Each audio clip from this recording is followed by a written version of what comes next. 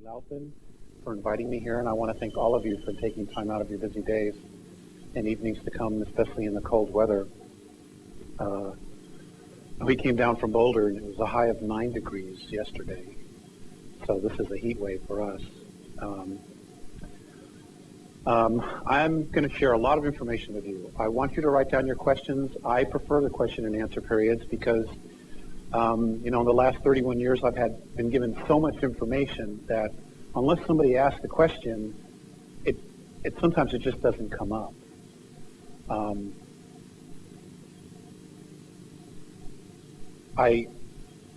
There are some real positive aspects to the information, and there's some information that is not very positive. There is absolutely nothing that we cannot resolve if we stick together. And what I mean by that is if we don't turn on each other. And that is definitely something that they are trying to do, is to divide us. The problems that we have in the world on a government level are just a symptom of a much bigger problem. And I believe it was Bill Cooper, much to his credit, who said several years ago, when you put the ETs in the middle of this thing, it all makes sense. And he's absolutely right. I'm going to be presenting to you the Andromedan perspective of what's going on, who we are, and about some of our past history. Now, they have comments about all of our history. And I promise, Pat, that if you ask me the question, I will give you their perspective. Okay. I've been a contactee for 31 years. It hasn't been consistent for 31 years. It has been consistent since 1985. The first contact was in the Upper Peninsula of Michigan in a place called Woodstock. 1964, I was on a family picnic. I went out to play with cousins, and we laid in the grass, and the next thing I remember, it's nighttime. They could not find me. I had missing time. I didn't remember anything until age 14. We went back to the area where I had been sleeping. My body print was there. My mom, my dad, a state trooper, a Michigan state trooper, that swore up and down they had looked for me and I wasn't there. So it was just one of those dilemmas. I got a spanking anyway, so it didn't matter. As far as I was concerned, I was in trouble. It wasn't until age 14 that I had gone to bed. It was in August, just a normal night. And I woke up and I was lying on a bed, on a platform. And there were 2 men standing over me, a very small, short one, and a very tall man. They were both very, very handsome. On a soul level, I had absolute recognition of who they were. And their skin is light blue. Morine, who's a very tall gentleman, is more light blue. Theseus, who's the shorter one, is much older. His skin was almost white. It had almost lost all of its blue pigmentation. The Andromedans are a very, very old race. Apparently, all of the human race comes from Lyra, and there's a lot of other information out there. Billy Meyer talks about this as well. It's been confirmed. Now, the human race did not originally exist in Lyra. It came from some other galaxy, but that's the first place that it evolved here in our galaxy. I want you to be really clear about that. According to the Andromedans, there are over 135 billion human beings in the 8 galaxies that are closest to us. Now, there are also other races out there. Some of these races have had a lot of conflicts with the human race. And that conflict continues. But there are things that are happening that hopefully will alleviate that problem. And it's not that any one race is more than another. It really comes down to philosophies and things like that. Gosh, let me get my notes here.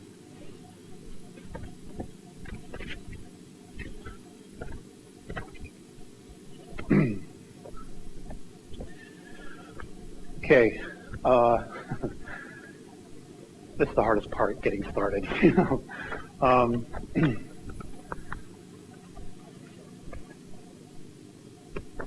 The Andromedans are a telepathic race. Morine has, over the last 10 years, learned to speak. In other words, exercise his vocal cords. The newsletter that you have in front of you or under you or in your bag, the reason it's called Letters from Andromeda is the very first words Morine said to me when I went on board one particular time was, another letter. He couldn't say meeting, and apparently he had been trying to learn to say that word, but he couldn't learn it, but letter was easier for him to say, which is why, you know, it's titled, in the books will be titled Letters from Andromeda. They really care deeply about what's going on. And a lot of it apparently has to do with who we are as souls and who we are genetically, and it also has to do with the future that we will probably be in other physical forms when it occurs. Now, we're talking about the future between now and 357 years from now. Now, to us, you know, some may say, well, that doesn't matter, I won't be here. But to other extraterrestrial races, they will be here. Many of them live an average of anywhere from 1,000 to 1,500 years. The Andromedan race live to an average of 2,007 years. Now, the years that I'm going to be giving you as far as a measure of time are linear. That's the only way I can give it to you. They do not look at time the same way we do. So just you know, keep that in mind. They say that our universe, and I'm talking about everything that we know about and what we don't know about, is a 21 trillion year old hologram. It's a hologram. That's what they say.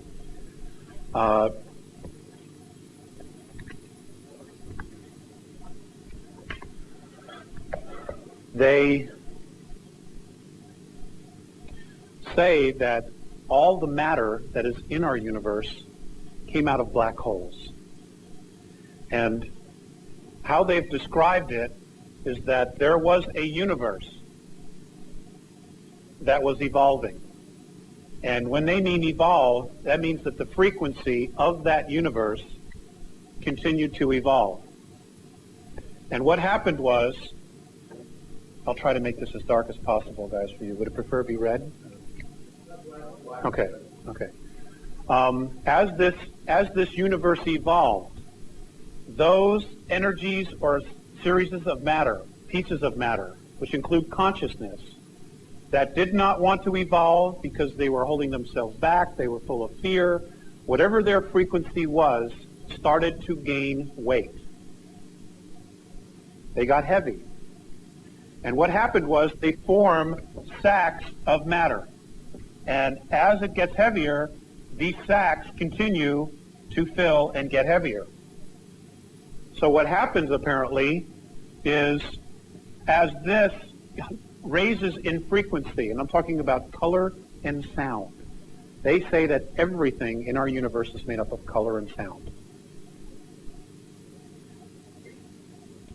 These areas, these pockets of resistance that have gained weight at some point break and explode out like this. They say that the Big Bang Theory is correct in its simplicity, but under every galaxy, apparently, there is a black hole, which is where everything came out of. So everything in our universe, all the matter in our universe came from someplace else. That includes us as well. They say, the Andromedans say, that there is no age to us. So you can take that any way you want. There's just no age to us. That we truly are infinite. Now, this scenario is apparently what's beginning to happen now in our universe, 21 trillion years later. It's beginning to happen all over again.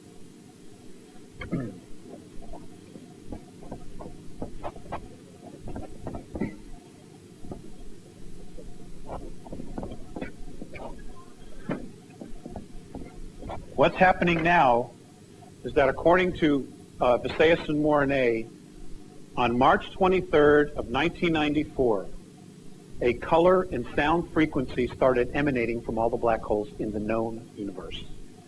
Now, in their science, and as far as they can go back in time and check, this is the first time anything's ever come out of a black hole. And what this energy, this frequency is doing, it is creating a holographic impression over all of the dimensional levels in our known universe now, of which they say there are 11 creational densities. 11. This holograph is now a 12th. Now they say that it has one frequency. It does not carry a duality. And what it's doing, it is literally pulling all the dimensions up. Now, this is the most controversial part.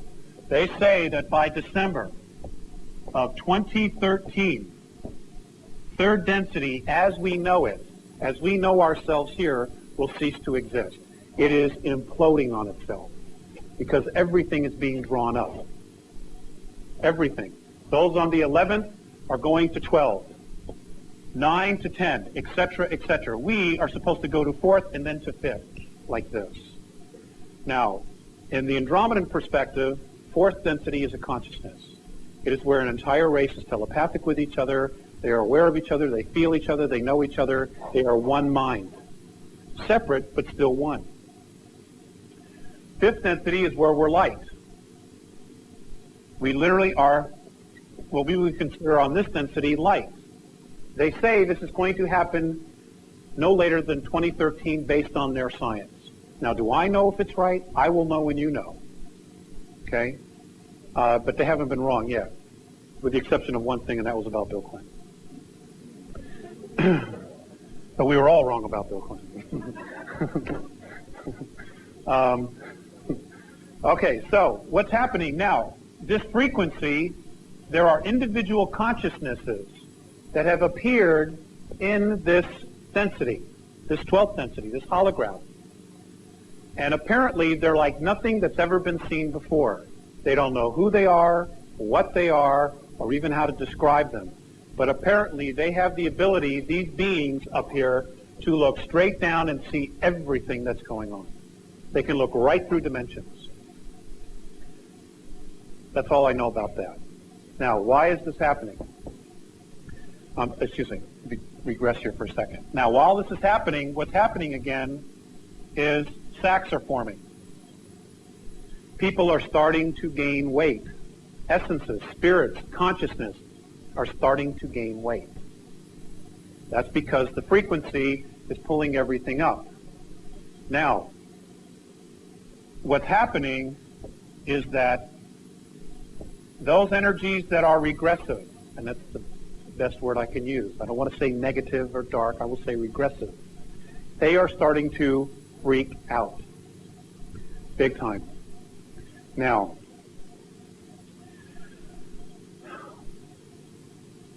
according to the Andromedans, every single one of us on this planet Earth and in 21 other star systems, okay, so we have Earth and 21 other systems in our galaxy. I'm not talking the universe, I'm talking about our galaxy,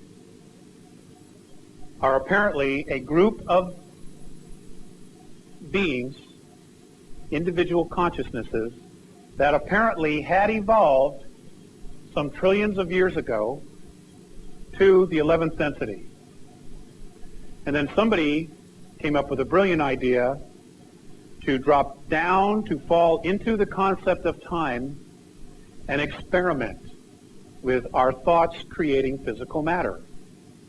So apparently they say that a large group of us dropped down into third density.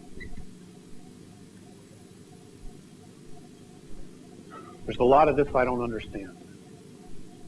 But what happened was when we got to here, we found a particular race, or races, that had a very specific genetic coding. Now, I know extensively about Earth, so that's all I'm going to deal with, is those of us on Earth. Apparently, what happened was Earth is at the very tail end of our galaxy, and it's along a trade route that leaves our galaxy to goes to Andromedan Galaxy. It goes to Ceres, which is another one that's away from us, that apparently is visited very frequently. And what happened was we found a race that had a genetic coding of 22 different extraterrestrial races. Now, all life on this planet was brought here by traders. We're talking about extraterrestrial traders now. Explorers, miners, just those out for a joyride. There are all different scenarios, but all life was brought here. And originally, apparently, our Earth was in a different orbit. It was closer to Mars, and it was nothing but ice then. Now, what happened was the Alpha Draconans, which are a reptilian race, they are the reptilian race, and we're going to get to that as far as the hierarchy. This reptilian race are master geneticists. They just create life. They tinker with life, and all of these life forms, in their perspective, are a natural resource. Now, this is important. Okay? They look at these life forms that they've created, that they've altered, as a natural resource. Does everybody follow that? Okay. Now, apparently, they brought the primate race. They created the primate race.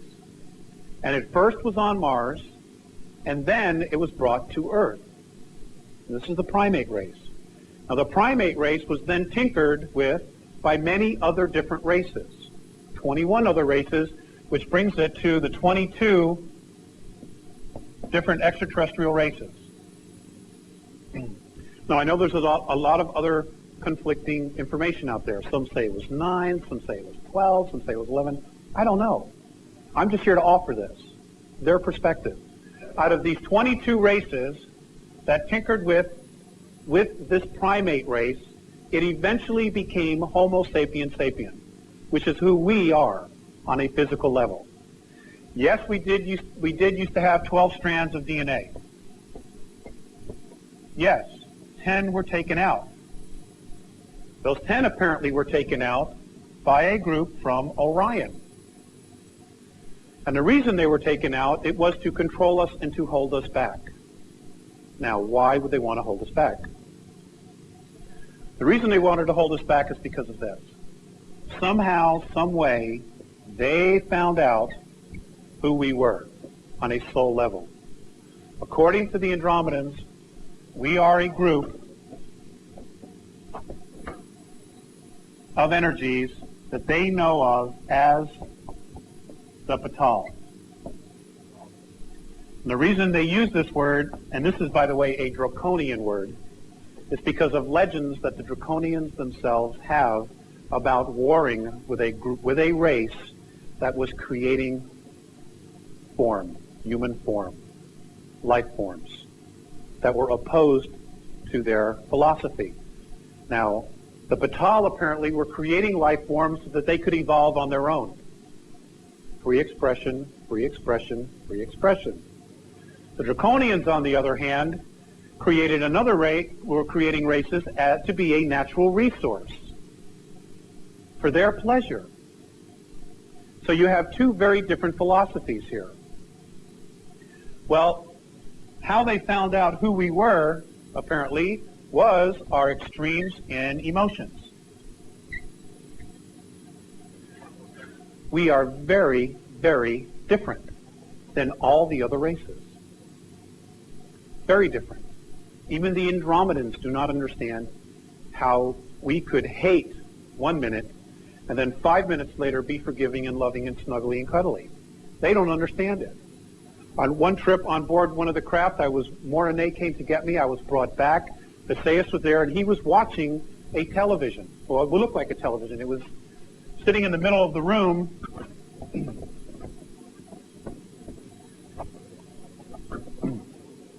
When I walked in, there was a room just floating, a screen just floating in the middle of the room, and he was standing there watching it.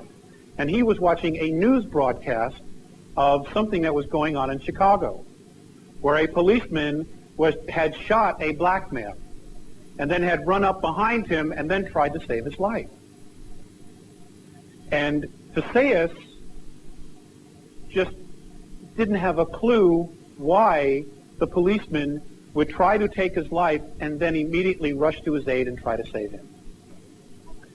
And I couldn't explain it to him. Because I don't understand. I really don't know. I mean, so, they're perplexed. How we could be this incredible race and have the abilities that we have and be so hell-bent on destroying ourselves. They don't have a clue. And after having been with them for so long, even my perspective has changed a lot in that respect. None of it makes sense to me anymore. Another time I came on board, and Mornay was looking out of a window at the Earth, and he had all these meters, and he was looking at the atmosphere of the Earth, and I said, well, what is the matter? He looked very sad. And he said, don't they understand that all of this is here because they needed it? They don't understand how we can just destroy our environment. They just don't understand. It's not like we have another place to go. We don't. There's no Greyhound to Mars, or, well, there is, but we can't ride on it.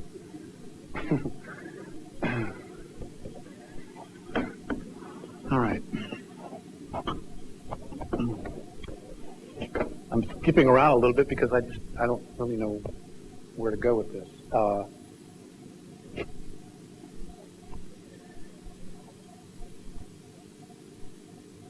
We have the ability, each one of us, even though we may not feel like it, on a spiritual level, on an energy level, we can time travel, we can go forward in time, we can go backwards in time, we can literally create anything without technology.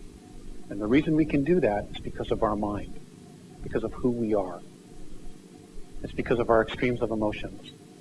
And according to the Andromedans, the male energy, the male portion of ourselves is the idea. It brings the thought in. It is the feminine part, the emotional part of us, that literally pulls it to us, that makes it manifest in physicality. Now, Pat and I were talking earlier, and third density is incredibly dense. A lot of extraterrestrial races don't like to hang out here because it's so dense. And the best example I can give you is that if you were to take your hand and run it through a puddle of water or a bathtub full of water like this, you would have some resistance, but you could move it through. Okay? You can move your hand through the water. They view third density as that same bathtub but full of jello. You put your hand in that jello and you try to go from one side to the other, there's a lot of resistance. That's how they view third density. And they say that proof of how awesome we really are is because of the fact that we can literally create this third density. As slow as it is, as dense as it is, our intent can literally create anything here. They can't do that without technology. They can't do it without technology. This world that we live on, according to Sears and Mornay, each one of us helped to create. It literally is us, and we are it. We're one. We literally are one. We created this place. And they don't understand why we want to destroy it. Now, the hierarchy. There are two schools of thought, and I'm just going to deal with the galaxy, in our galaxy. There are the regressives. Okay, and I'm going to try not to repeat myself, but the regressives are races that just carry fear. They carry fear, which is why they want to control. The hierarchy of this race is a group from Alpha Draconis.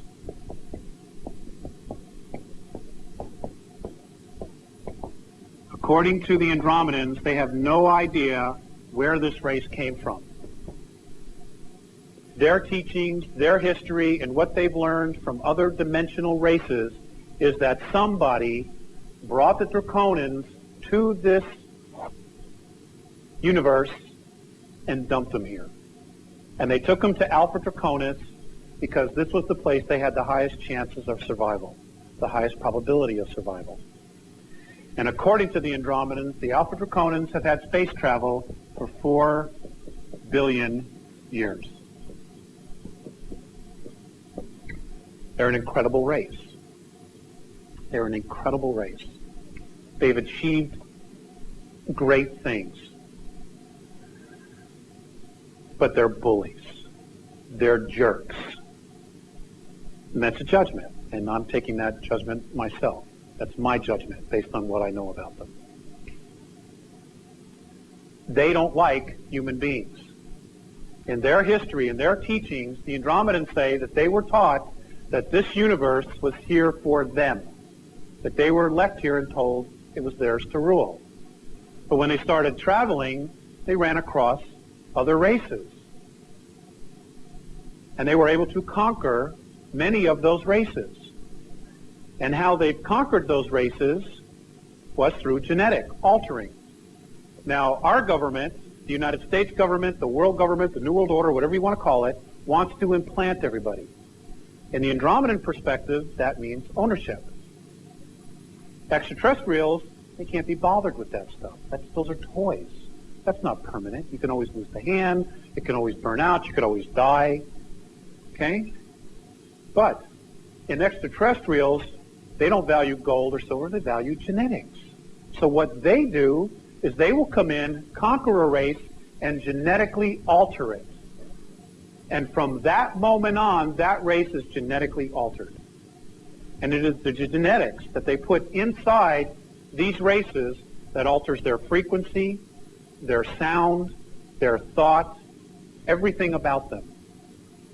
Everything about them is then altered if they move into a physical form. Does everybody follow that? Hello? Okay. No? Okay. Thank you.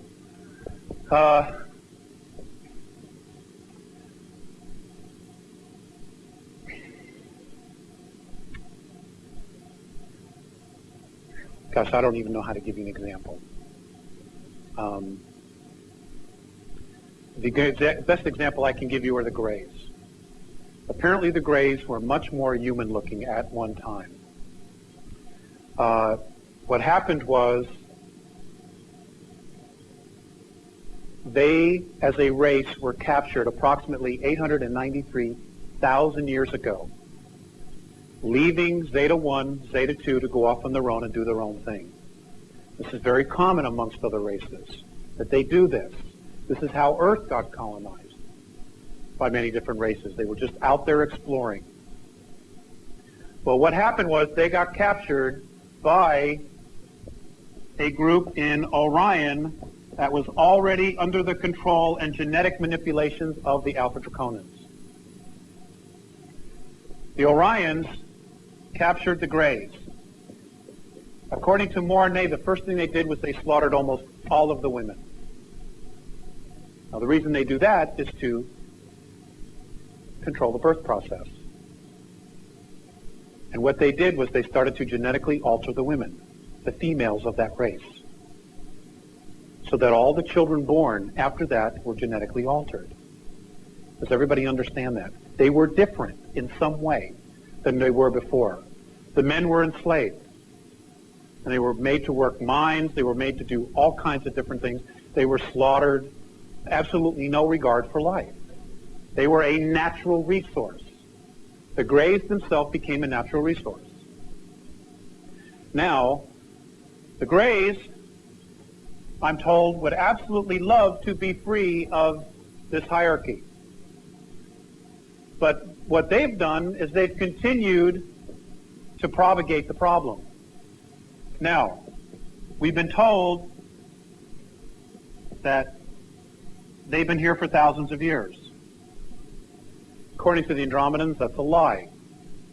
They got here in 1931. But because of their ability to time travel, it looks like they've been here thousands of years. Because they can go backwards in time. And by going backwards in time, you can literally alter the consciousness of any race. You can alter any event. And that's exactly what they've done. Now, they're not the only ones who have done this. There's a group from Sears B that have also been tinkering with this. Now, it took me a long time to really understand why it is they wanted to do this. And the bottom line is, it was to control us. We have things that they want. Okay, we have the benefit of apparently being on 11th density. That means that we've covered a very large area of growth, of spiritual growth, of evolvement, which is why our extreme of emotions is so big. They want that information. Not only that, but now with the new frequency that's coming in and third density beginning to implode on itself, the Greys are in fact trying to save their race. According to Mornay, there are really only 2,000 real Greys left. Everything else are clones. They're robots. That's all. They're organic robots. They do not carry a life force, an essence, a spiritualness about them. They're robots. And folks, we're talking about technology thousands of years ahead of where we are now. Thousands of years.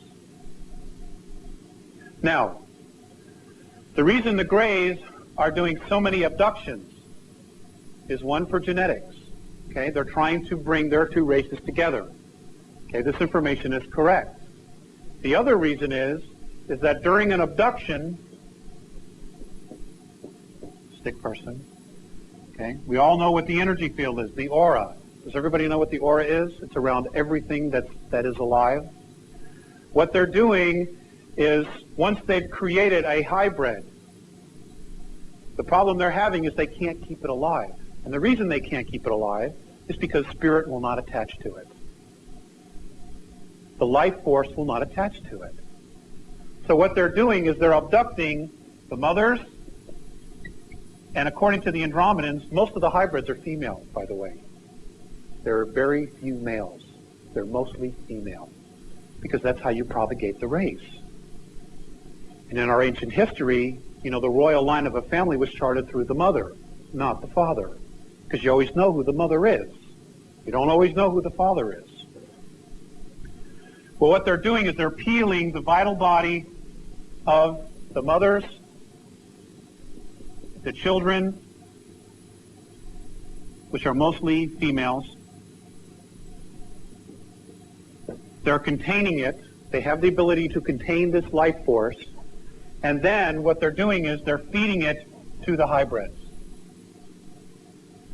They're feeding the vital life force of the children and the mothers to the hybrid of the same lineage. Okay, they take an egg from the mother, they create a hybrid. They come back and they take the vital bodies of the mother and the female children and they continue to feed it because they're trying to create soul. Does everybody follow that? They're trying to create a soul and they just can't do it. So they're desperate, which is why there's just so many weird things happening. I mean, that's just one of the things. There's no black and white to this. This is a huge, complex, gray conspiracy within a conspiracy within a conspiracy. It's just bizarre stuff. And why we agreed to do this, I have no clue. So what's happening is this is not working. So the races are dying. Now, what the Greys have actually done, because they're having problems here, is they have been abducting children, and many of the children are not here anymore. This is why children are disappearing all over the world. They are vanishing without a trace.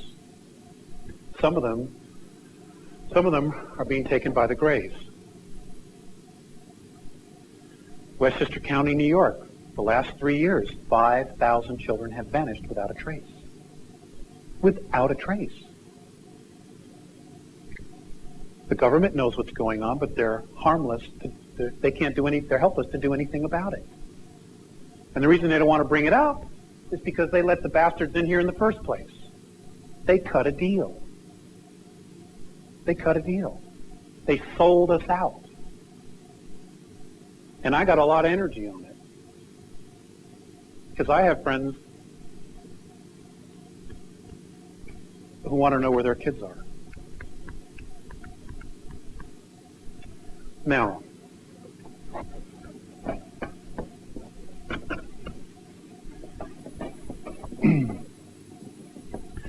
this is just one scenario. Apparently we've been manipulated for 5,724 years now. We have been manipulated. Beyond belief, we've been manipulated.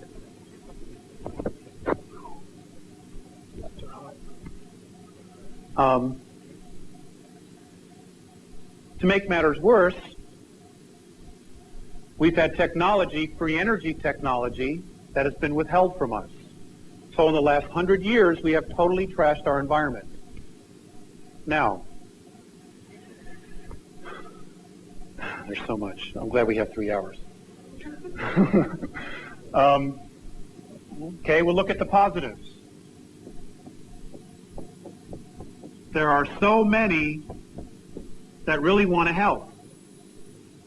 But if those of you who are Trekkies, you know the number one rule. You do not intervene with an evolving race unless you're asked.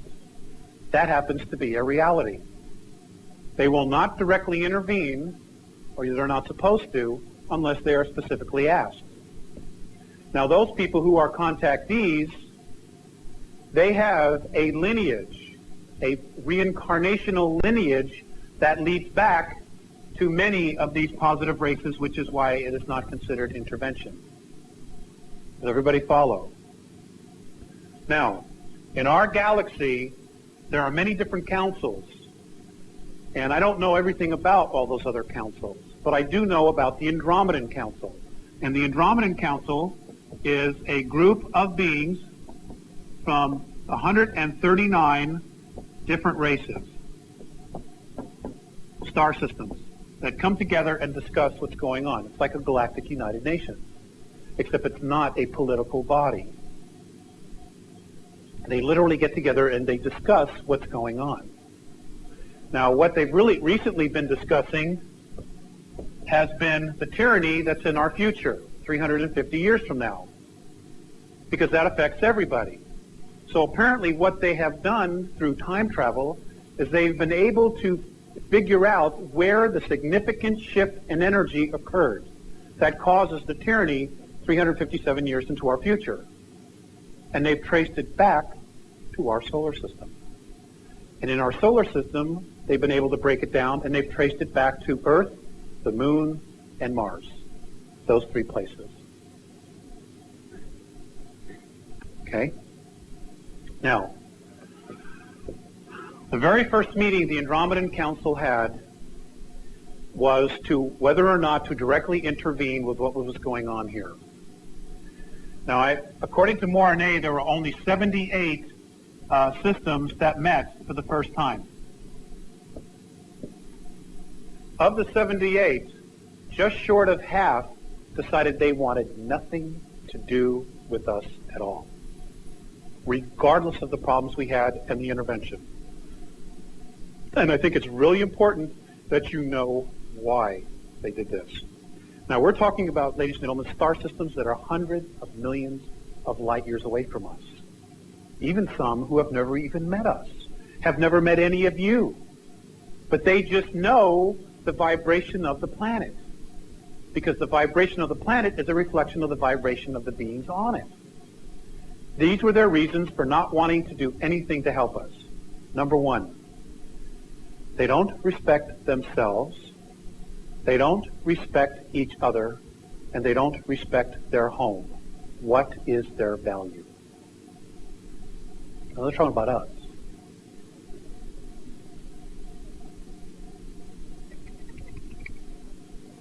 I was pretty depressed.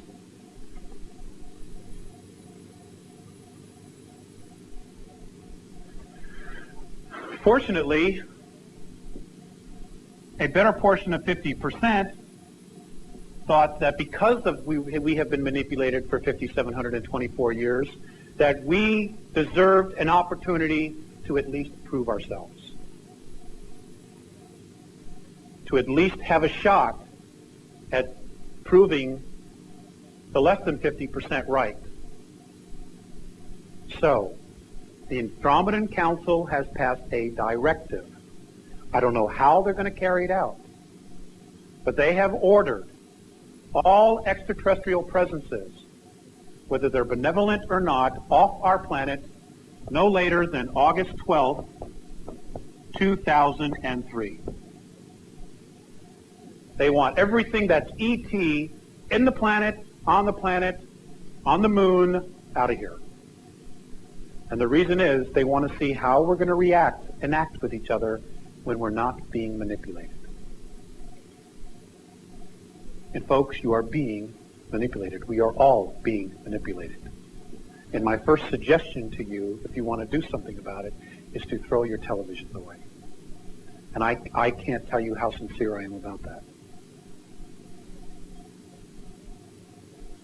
Because they're teaching you what to think and not how to think. And the minute you give that up, you become a robot. You become sheeple. We become sheeple. And I know it's going to be tough. It's going to be really hard. Now, this is going to be very interesting, and I'll tell you why. Inside our planets, living 100 to 200 miles beneath our surface, are 1,837 reptilians. This number has gone up. They've been here apparently a very, very long time. There are 17 human beings from Sears B living inside the planet.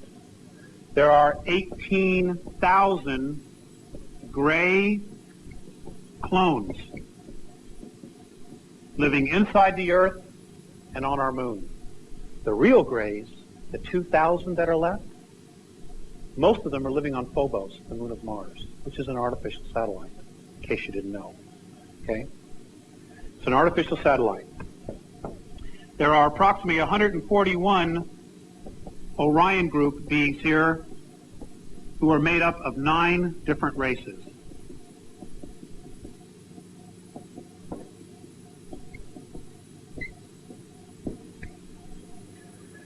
Okay, so we got a lot of bad boys here that have technology thousands and thousands and thousands of years ahead of us.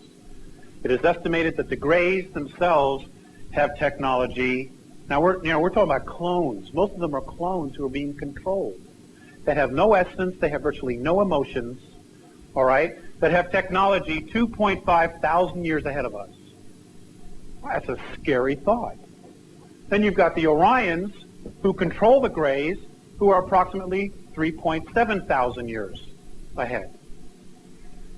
Nobody really knows exactly how far the Draconians are, because they're incredibly elusive. Syrians group, the Syrians are apparently 932 years ahead of us. Now, how many of you have heard of the Montauk Technology? Okay, it's time travel, opening up, like Stargate, opening up time warps. Apparently, that technology was given to us, to our government, by this group from Sears B. Apparently, we were not supposed to have it, and it was supposed to be another 150 years before we would have developed this technology ourselves.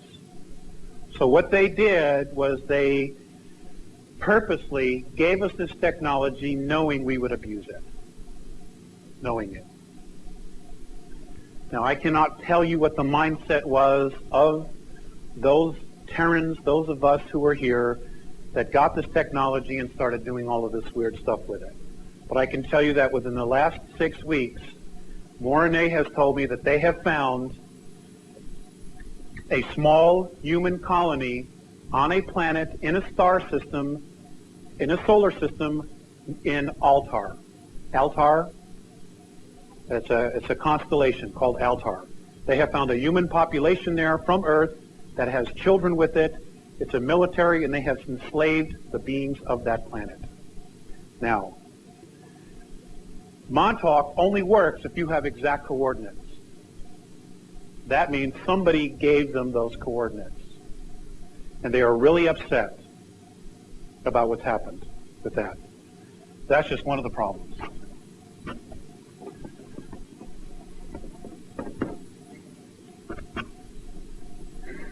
And the other problem that's evolved from this,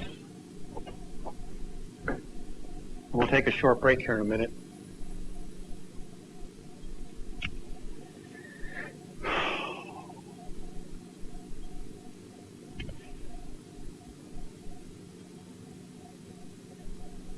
Involves the human extraterrestrial races that are benevolent. Now, many of the races are really pure. In other words, the Pleiadians mate with Pleiadians.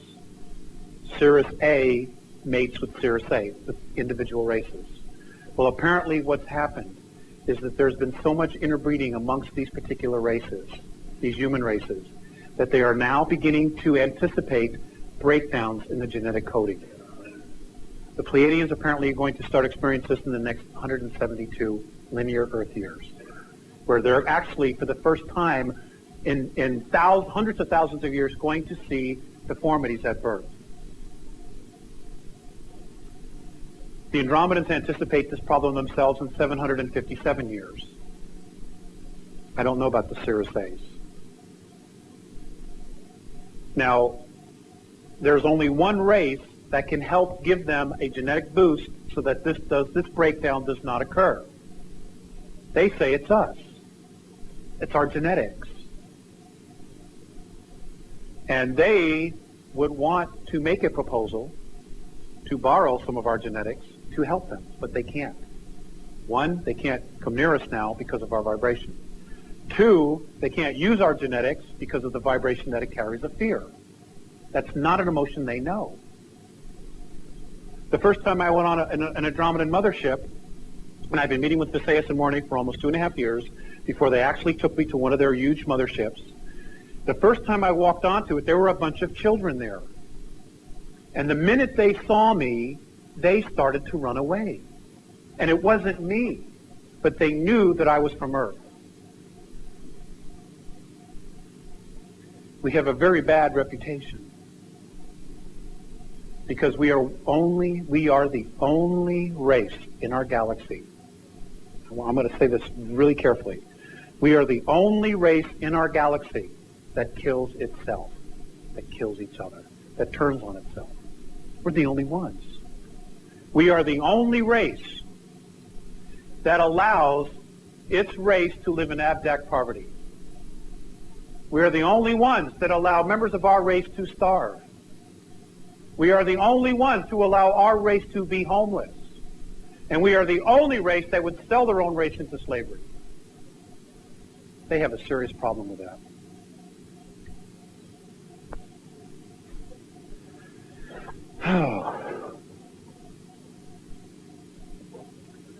Now, I know this is hard. You know, some of you may think, this is just absolute disbelief. Well, I want you to know something. Your chair does not have a seatbelt. You can get up and leave any time you want. In fact, I would insist that you exercise your free will to do that. And I mean that.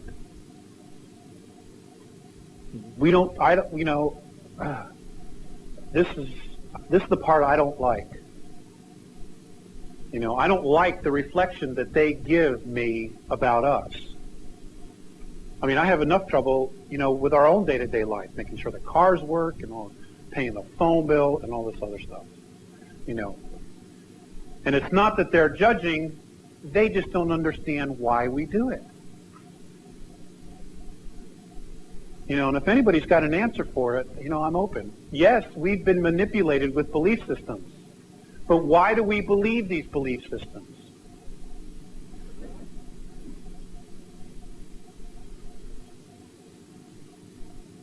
Let's take a break. I need a break.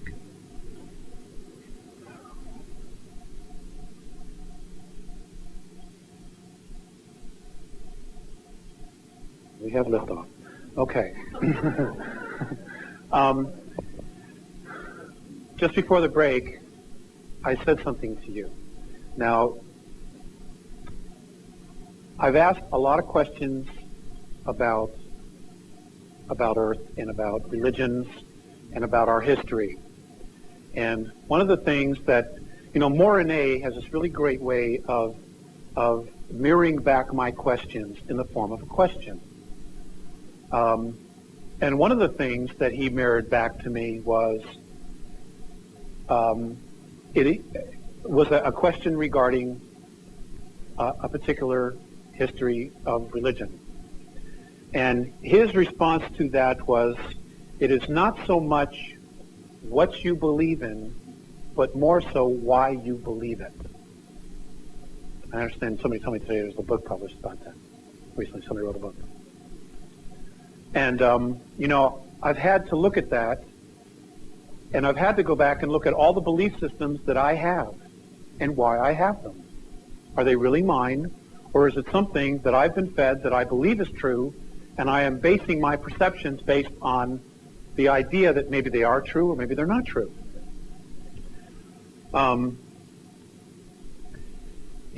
That's something that each one of you need to do individually. Another time, I was feeling really bummed. There were a lot of things going on in my personal life that just weren't that great. In fact, they stunk. And I was really down, and I had a contact, and I didn't want to come back here.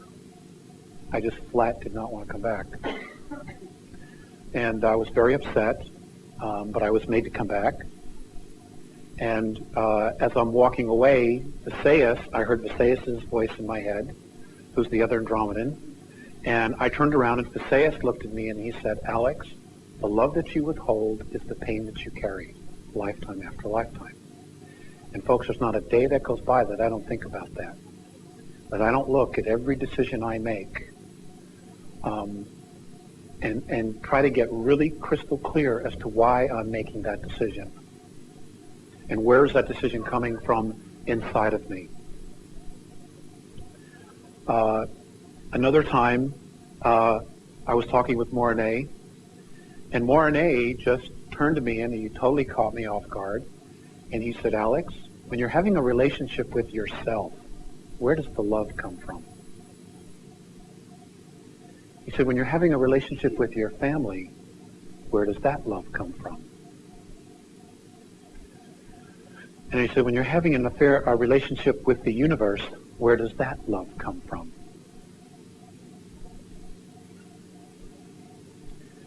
And, the obvious answer is, well, it comes from me.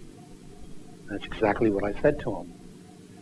And he turned away, and he stopped, and he looked back, and he said, "Well, then why do you believe that you have a shortage of love in your life?" And again, it all goes back to belief systems. If they're right, we created all of this to watch how our thoughts can create matter. So, in essence, everything is a belief system. If the universe, now we call it a universe, the Andromedans call our universe consciousness. Okay? Now they say that consciousness is the space that you create in which to evolve. So in other words, to continue to evolve or to do what we needed to do, we had to create the space in order to do it. And that is physicality. Now, ladies and gentlemen, on every dimension, whether it's 3rd, 4th, 5th, 6th, 7th, all the way up to 12th, there is a physicality on each one of those dimensions. Okay, 5th density is not where they're just whispering like, okay, it is not like that. There is a genuine physicality to it. It's a lot different than what we have here, what we've created here.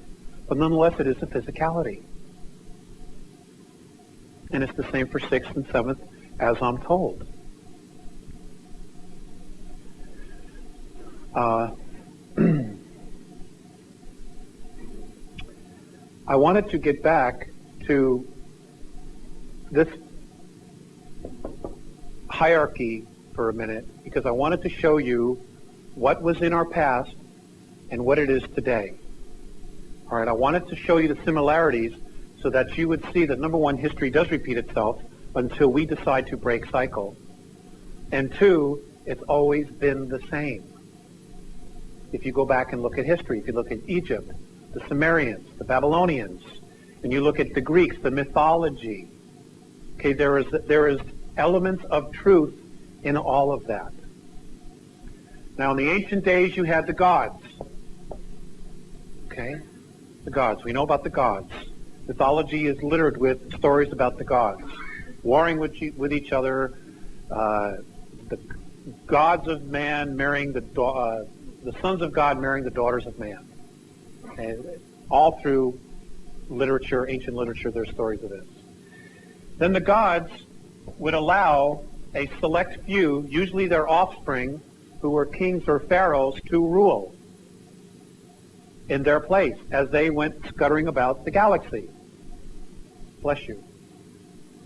Now the kings didn't want really much to have to do with the common people, so they had their priesthoods that would control information. They would control information. They would control the masses. They would accumulate wealth. The priesthoods made sure that the military kept the common people in order, or the masses. Okay? Whatever the dictates were, this group here made sure that it happened.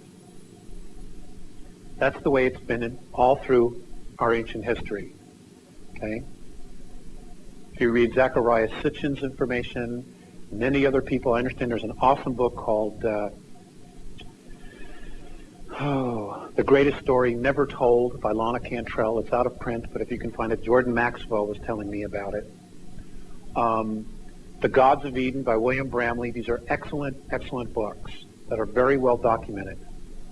Now, if you look at today, okay, we still have basically the same situation. The ETs are still here. Names and faces change, but they have the same mindset.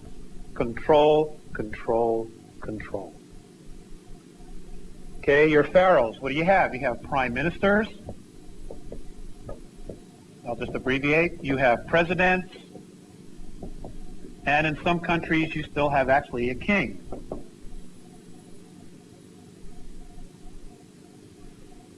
Priesthoods. Well, we do have religions. Okay? We also have bankers.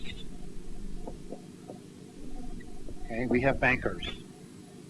Those of you who have done any research on Nazi Germany, there's a wealth of information regarding secret societies and the power that these societies have because of money, and how virtually every country on the planet is bankrupt, and how a small group of men who represent a priesthood, secret societies, control everything.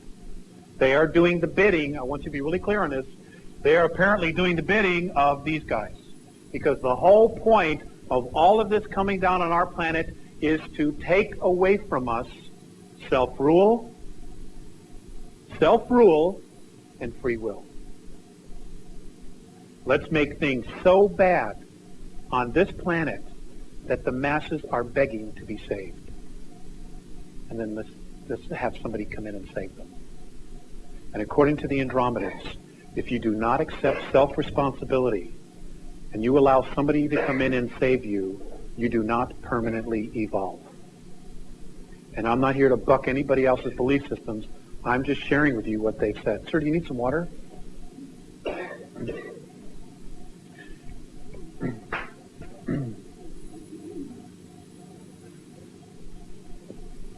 Okay, then you've got the military.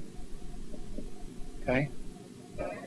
Sorry for the handwriting. I'm getting a little loose here. Military, you know, and what do you've got? You've got nuclear weapons. You've got technology that is absolutely far beyond anything we know. Okay? Mutually assured destruction. It's an interesting concept. You make one move and I'll blow you away. But at the same time, I'll blow myself away. All right? So we have 100,000 of these things all over the world. And then you have the masses.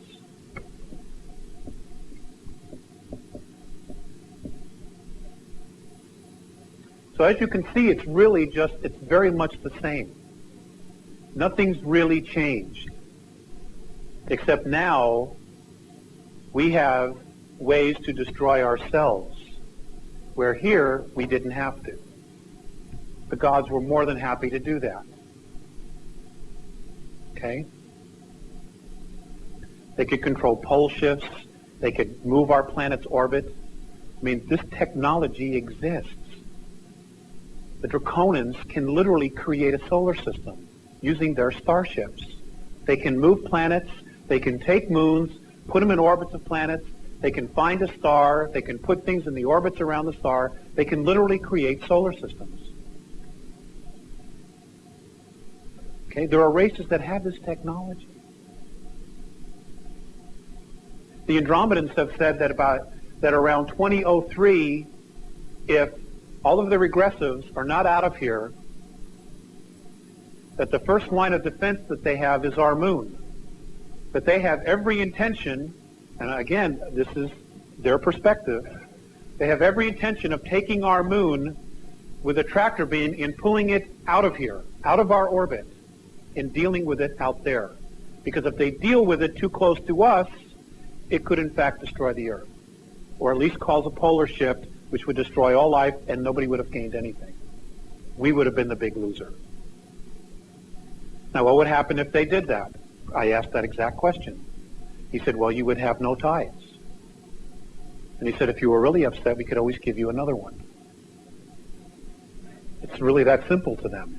It's not to us, but that's their perspective. So we need to look at things as not permanent. We need to open up our perspectives to the idea that there is a lot more going on and there's a lot more we need to learn. Not only about the world or about our solar system, but about ourselves. Now, the Andromedans say that there are 100 trillion galaxies in the known universe. 100 trillion. It's a lot of zeros. You know, another 30 years, that'll be our national debt. That's really not a laughing matter.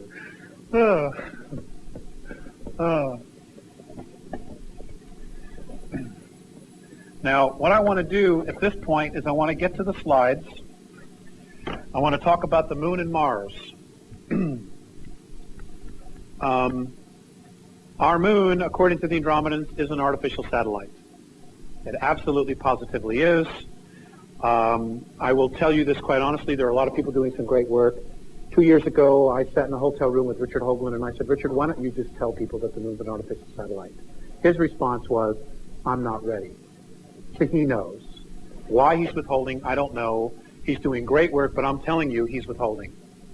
And I'm telling you from my own personal experience. Okay, I'm not withholding.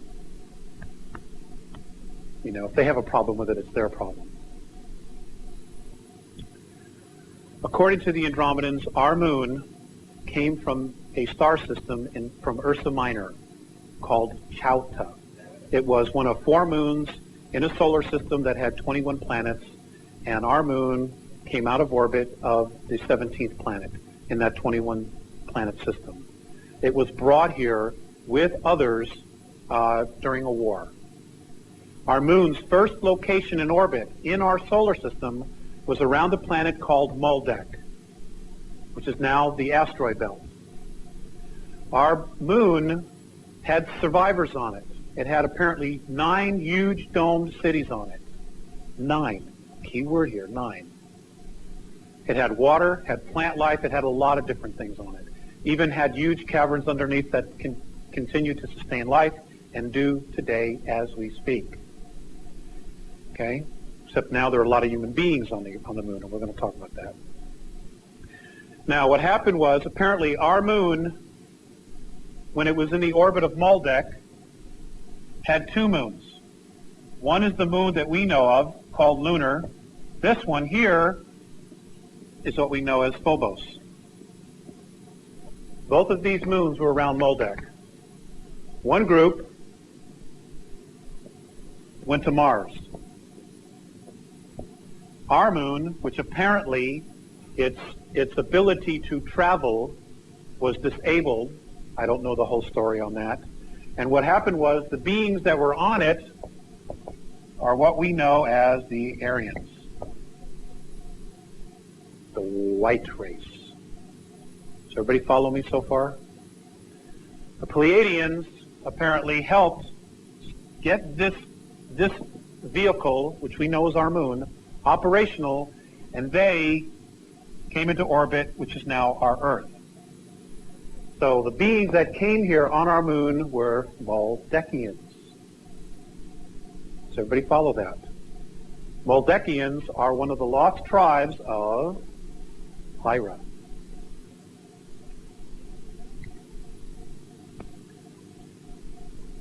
That is who's living underground underneath Tibet. That is who's living underground under Tibet. They're Moldekians.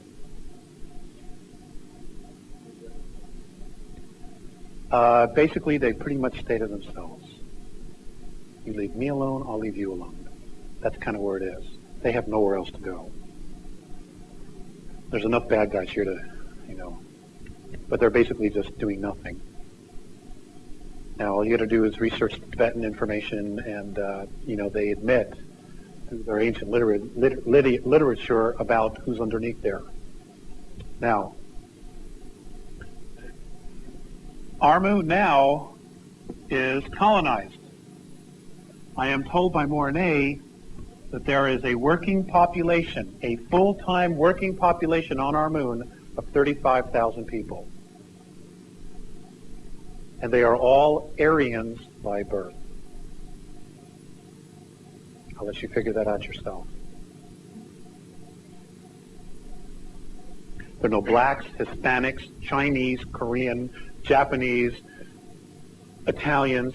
They're all Aryans by birth. Now, in our history, in the UFO literature that's going out, we are told that there are a lot of different groups. This is the part that makes me the most nervous. According to Mornay, now this is the Andromedan Perspective.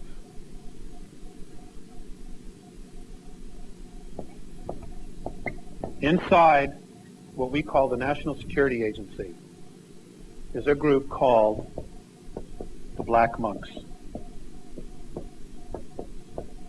These are human beings, but they completely interact with all the ETs.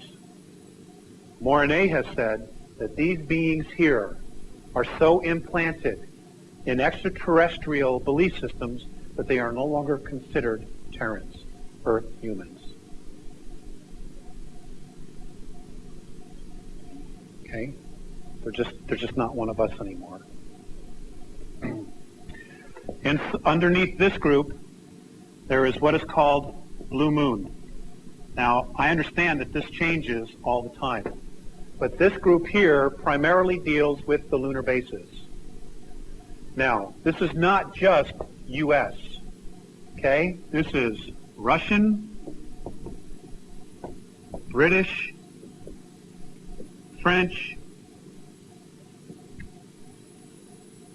beings, human beings from these different countries here. Okay? Now, what you've got above that are bankers. Okay? All they had to do to create this stuff was they needed the money. And those of you who have researched the Federal Reserve, you know how easy it is to create money if you're them, not if you're us. Okay? This group here deals specifically with the lunar bases, requisition, and whatever else is needed. Development of technology, especially that which is going on in the Manzano Mountains by the Department of Energy, the things that they're building for the moon, to be used on the moon. Now, underneath that, there's a group called Alpha 1 and Alpha 2.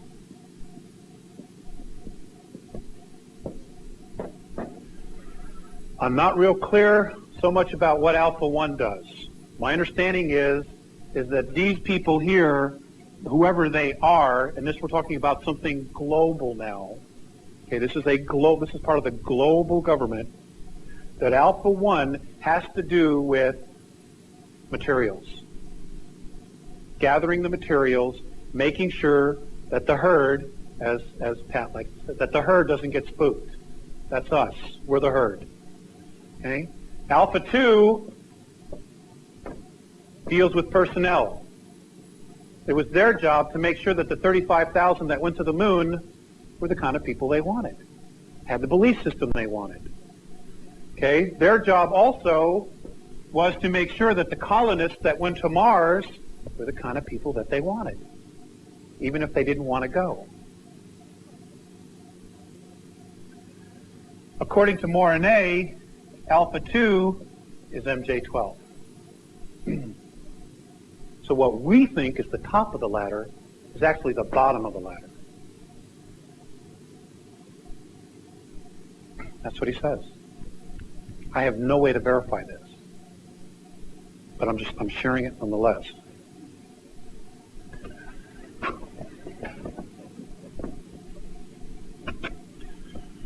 Okay, Mars. Our moon does have an atmosphere. There's a lot of really weird things about it. We'll talk about it when I show the slides. A couple things about Mars I want to share with you, and that is that according to the Andromedans, Mars is 3 times the size they tell us it is. We are told in literature that it's 4,200 miles circumference. According to the Andromedans, it's 11,421 miles. It's 3 times what they tell us it is.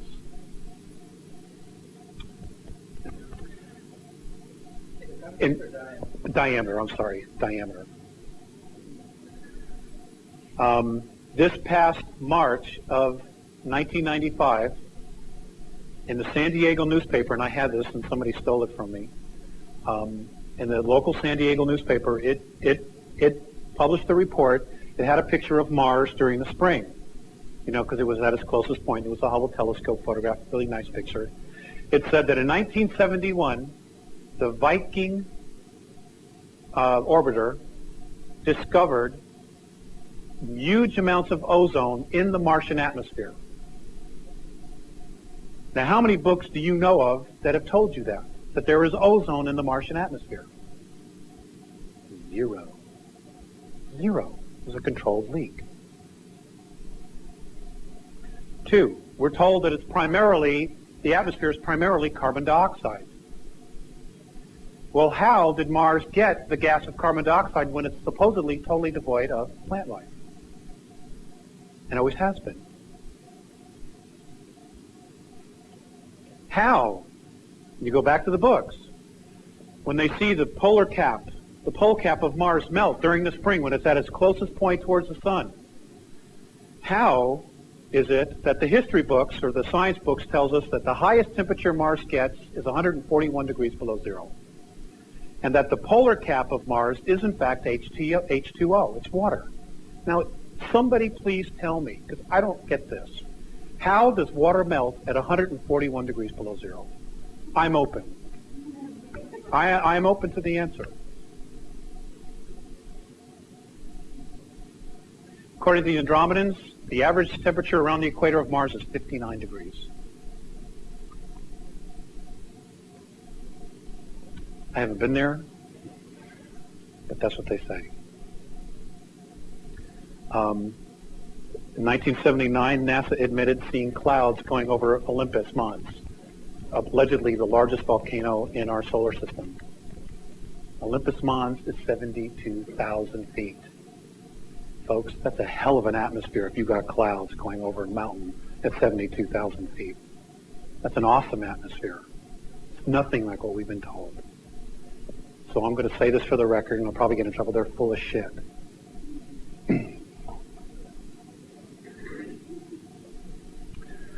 The monuments on Mars and things like that, the face on Mars, according to Moronnay, that is a tomb. And I'm going to show you where they've had me look in another direction. Now that's in the northern hemisphere. I'm going to show you the southern hemisphere. There are apparently many monuments like that all over the surface. Now, they've also said that in our solar system, if you look at all the planets, and some of them we can't see the surface yet, but at 19.5 degrees, and I know Richard talks about this, Richard Hoagland, 19 degrees north and 19.5 degrees south, there are monuments on every single one of the planets in our solar system. And the reason for them being there is that it causes a frequency, a magnetic frequency of these planets which aligns them all together. And what it does is it apparently causes a sound. It creates a sound. Now we're talking about even on Jupiter. It creates a sound. Now what this sound does, what this frequency does, is it polarizes our solar system.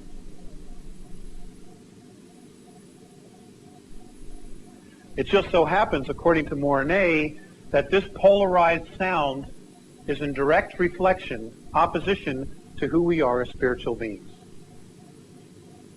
In other words, we vibrate at a specific frequency. As long as these planets, our solar system, vibrates at this frequency on a soul level, we can't leave. We're stuck. I don't understand all of it. And I even hesitate to bring it up because I don't understand all of it. But I'm sharing with you what little I do understand. Venus, the planet Venus, used to be one of the moons of Uranus. It was moved. Mercury apparently used to be one of the moons of Saturn. It was also moved. What the big plan is, what the big design was, why they did it, I don't know. When I asked about the Earth, they had mentioned that the Earth was in a different orbit, that it was ice. When I asked who moved it, Moronnay's response was, that's something the Pleiadians will have to answer. And that's the only answer he gave me. Now the P's aren't bad, but they're not telling everything either. You know, they've been involved in our solar system for a long, long time. And they've made incredible strides. You know, and I think, and I was told the only reason that the Andromedans themselves and the Council is even involved in this is because the Pleiadians went to them. Because the Pleiadians took it upon themselves that what happened was our solar system went through a war, was involved in a skirmish, a war, 117,000 years ago. And part of it was caused by the Pleiadians. Well, what happened was they just kind of like hightailed out of here. And then some of them came back during Atlantis, and folks, Atlantis was an extraterrestrial colonization. It was not you and I, it was not Homo sapiens sapien as we know ourselves. They were ETs, literally ETs. And they devastated this planet in a war, and they just hightailed it out of here. They didn't take responsibility for what they did. They just split. And now they're having to come back and try to fix it. But the problem is when they came back, their past hit them square in the face. We are a reflection of who they used to be. And they're having a real hard time dealing with it. Because in order to fix this problem, they have to step back into the warrior space. And they don't want to do that because it's so destructive. So they're having to get some help.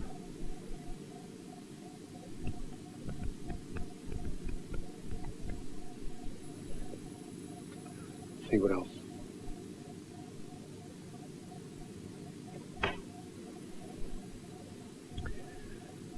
Okay, let's go to the slides.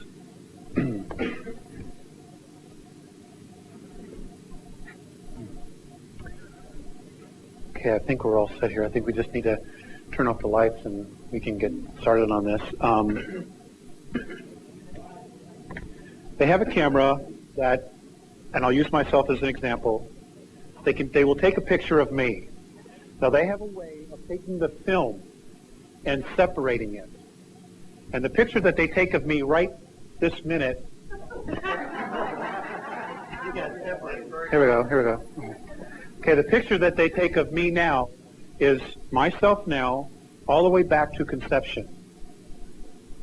Now, let's say I had a liver problem. They could take this camera and separate it, and they can go back to the time where my body, my liver, was the strongest. It vibrated at the highest degree of frequency. It was at its most healing, healthiest point. What they do is they take that frequency, which is me now, they overlap it, and they project it holographically over my diseased liver. And within minutes, my liver's healed. Now, they do this with holographs, with holographic technology. And it literally is me healing myself with the help of this camera. Okay? We have the same capabilities if we use our mind. The key here is to open it up to the idea of everything that we record in our mind is in fact recorded holographically. Every single thought you have is recorded holographically. So when you're in your meditations and you're trying to create something or manifest something in your life, don't look at it in three-dimensional. Move around it. Go around it. Go behind it. Go above it. Go beneath it. Train your mind. Train your subconscious to allow you to see it for what it really is, as being holographic. They say we have this ability to do it. You know, but they need technology to do it, but we don't. Because we have the benefit of having been at 11th density. You know, again, I don't know. Okay. Thanks, honey. Okay, I think we're officially ready now.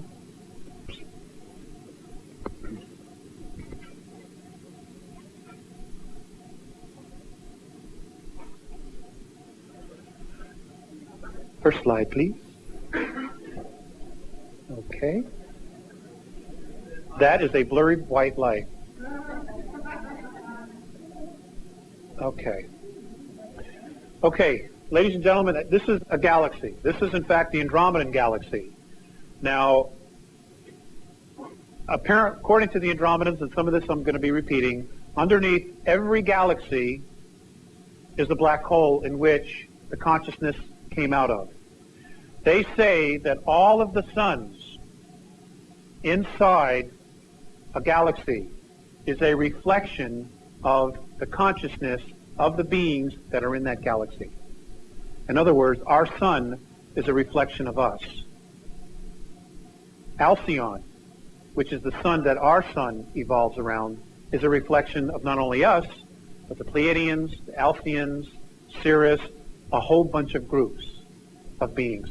In other words, we literally create these suns, this reflection of light, so that we can play this game in physicality.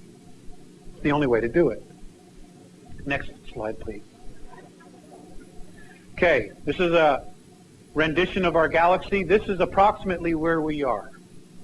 Now, as you can see, you know, we're talking about millions and millions of light years across. We are literally in the sticks. We are way at the end here. Okay. And, you know, and in one way, that's really been a blessing, because if we were a lot closer here, we would not have had the opportunities we've had to self-rule. Because, ladies and gentlemen, in the regressive hierarchies of extraterrestrial governments, there's no such thing as self-rule. You do as you're told, or you're gone. Okay? Now, self-rule is really an experiment that's only been in existence 215 years. That's it. We take for granted the freedoms that we have. And we shouldn't. We are truly blessed to have had this opportunity. And we've had a lot of help in trying to maintain self-rule. Next slide, please. This is our solar system. These are some of the suns and other star systems that are close to us. There is life, physical life, inorganic life, in every one of these star systems. In fact, the Andromedans say that there is organic and biological life on 7 planets and 15 moons in our own solar system. Some of it we can't pick up because of our technology. It just isn't advanced enough. But nonetheless, it's still there. Next slide, please. Okay, our particular solar system, this is what's left of apparently Moldekians, the planet that destroyed itself. Again, our moon used to be one of the moons here, and then Phobos, which is one of the moons of Mars, was also here. Next slide, please. Oh, let's go. Can we go back to that one sec? I'm sorry. Okay, never mind. The Galileo. It's okay. Okay, thank you. Okay. The Galileo, as you know, has moved into the orbit of Jupiter. I don't know how many of you are paying attention to this, but NASA has contradicted itself a few times. Number one, the pod that was supposed to go into the Jupiter atmosphere, it was supposed to burn up and implode on itself because of the pressure and the radiation coming from Jupiter. Remember reading that a couple days before? Okay. Well, the last report was, well, it's actually landed on the surface of Jupiter, and it's going to be sending information for a couple weeks until it burns up. Okay? Major contradiction there. It went from burning up in entry to now sending information from the surface. Well, what surface? Okay. Also, the remaining portion that's orbiting the planet itself, its major functions is to keep an eye on the moon Ganymede. That's very significant. Next slide, please. Okay, this is the typical picture we see of our Earth. Okay, we are truly blessed to have a planet like this. And we are, each of us, truly blessed to have the ability to create such a place as this.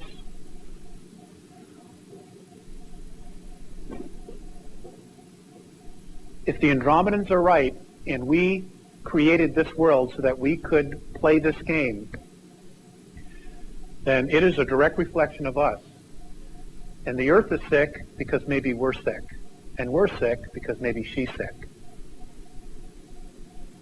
Next slide, please. Okay, this is a photograph that was published in Life magazine. I have it right here, November 10th, 1967. This is the first color photograph of the Earth that was taken. Now, Life magazine almost was served with cease and desist papers for publishing this photograph. Does anybody have any idea why? You can speak up, it's okay. I can't hear anybody. The pole. Okay, we're talking about this here. Do you see the egress at the very top of the planet? It's flat, isn't it? Yeah, it is. It's flat. It really is flat. Next slide, please. Here's another picture of it. This was published by NASA again in 1967. Now, a lot of this snuck through the cracks because NASA at that time was still very much civilian, and they were trying to create a lot of hype so that they would get the funding they wanted for the moon missions.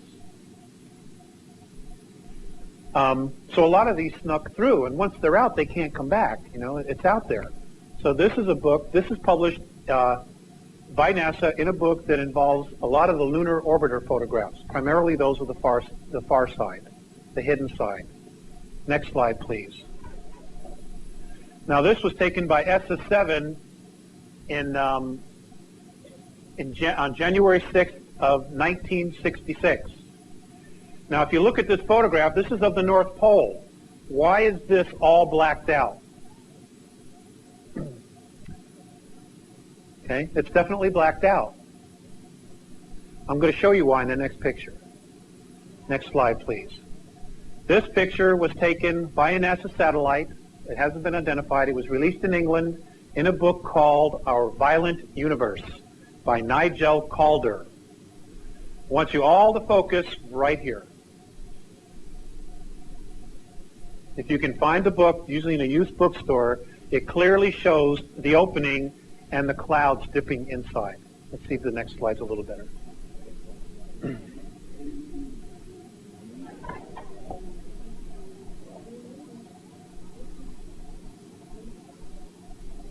Ladies and gentlemen, if you can get the book, I'm going to make some pictures of this for Pat. And if he wants to continue to make them, you know, you'll have to talk to him about it. I'm volunteering you, Pat. Ladies and gentlemen, it's there. It is just flat out there. This is where Admiral Byrd apparently went in. You know, this is it. This is the deal right there. This is just north of Greenland, which is exactly where he said he went.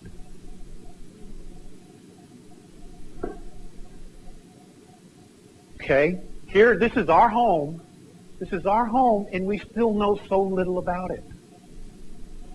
We have got to stop being sheeple. Next slide. This is the Lunar Orbiter. This is the photographer of the pictures that you're going to see. Next slide. Now, the Lunar Orbiter flew, that's okay. The Lunar Orbiter flew from 1965, 66, and 67. Its purpose was to chart and map locations for possible lunar landings. Next slide. Okay, here's our moon. We're told a lot of things about our moon. There's been a lot of discussion that a lot of the NASA photographs were faked, and some of them were in fact faked. They were done in a studio, but ladies and gentlemen, our astronauts did in fact go to the moon. They did go, but they were told not to come back. Next slide. You know, we didn't have all the super secret, the civilian portion of NASA did not have all the super secret technology that was given to it by ETs. That was held by a very select few. So what we did accomplish as a nation going there and putting, you know, all these men on the moon is a remarkable achievement in our short history as a nation of only 200 years. Remarkable. What's really sad is that apparently, according to Mornay, by March of 1958, we were already on the moon. NSA astronauts were already there. But we cannot congratulate them or applaud them or have a parade for them because of the way they did it. But we can be proud of the fact that we put these guys here, and we did it honestly. You know, even though it was the Lunar Orbiter was a little crackerjack box. Next slide, please. Okay, there's a lot of talk about what the astronauts saw. They did in fact see stuff. There's all kinds of things that they saw, and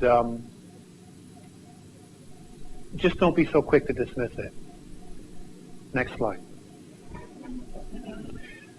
National Geographic, 1958. This is NASA's rendition of what the lunar bases would look like when in fact we did colonize the moon. This is in fact a reality already. Next slide, please. Domes. This is how they would terraform probably parts of the moon. Or this is exactly what it was before when it came here from Ursa Minor. Huge domes with terraforming going on the inside, creating artificial atmospheres and inhabitants, just like what was created in Arizona. We have this technology. We have this technology. We've had it since the early 1960s to do this. Next slide. Okay, far side of the moon, 15 degrees south. I want you to look at the squareness. Look at this pointed top here. Obviously been bombarded. Next slide. Look at the structures in here. Look at all this. Okay, this is what's left of a pyramid.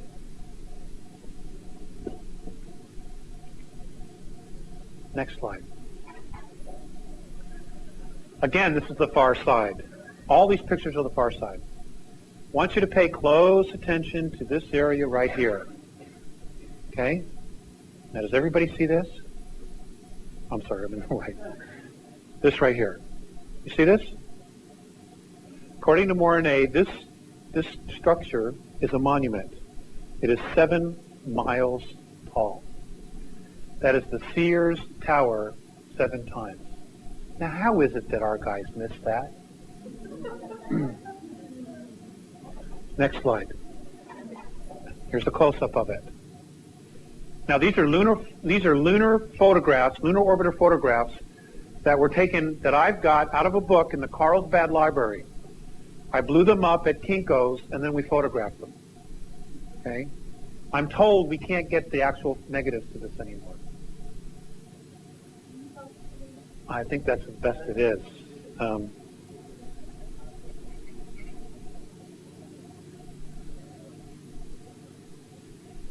7 miles. Now, if you look at the rest of the train, can we go back just one? If you look at the rest of the terrain here, it's obviously very odd, isn't it? And some of the researchers that say that all of the moon has been bombarded by incessant meteorite bombardment, how is it that this has maintained its form?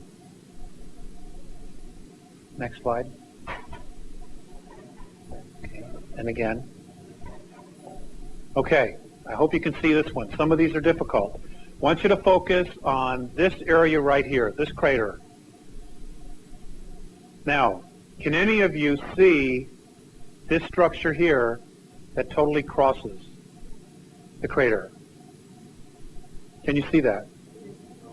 Do you see it? It's an arch. Okay. According to NASA, this crater is given a numerical order 1164A. They don't even give it a name. And according to them, it's 21 miles across. So this arch, and you can see the sun coming through here, this arch is 21 miles long.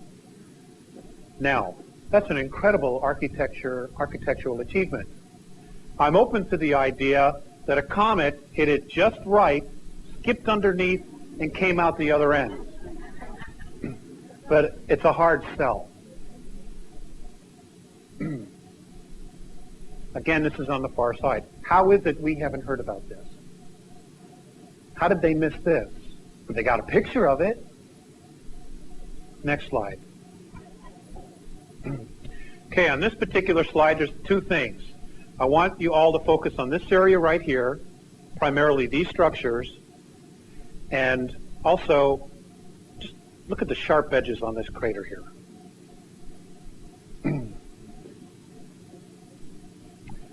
Next slide.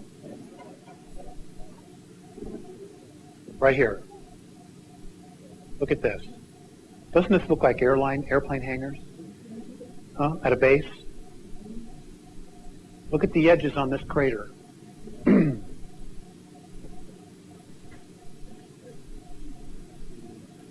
Next slide. Okay. We are going to focus on this picture here. We're going to focus on this area right there. I want you to look at the rest of the terrain. Look at how different this area is right here. Look at how nice and lined up all of these objects are. Look at these structures right here and behind it. Okay, I want you all to focus on that for a minute, or just for a few more seconds before we get to, it got blurry, before we go to the next shot. It takes some time to actually accustom your eyes to looking at things differently. Okay, next slide, please. This is the blow-up of it. That arrow's mine, I'm sorry.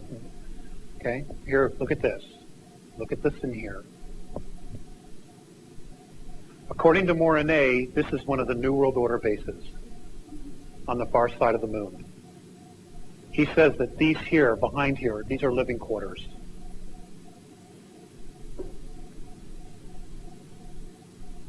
He also says that this area's got trees, that you can walk outside without a spacesuit. There's an atmosphere here in this whole large area of the moon, artificially been created. I don't know. I haven't been there. I'm just sharing with you what he's told me. Next slide. If you know anybody who can get or still has in the attic or somewhere in a file folder some of these old photographs when they were released, please get your hands on them and get yourself a loop and really, really look at them. There is so much. This area here, three-sided pyramid built inside of a crater. Go to the next slide, please. Here's a close-up of it. Next slide. Square crater. Now, I asked Mornay about the odds of a square meteorite or comet. He says, there isn't any.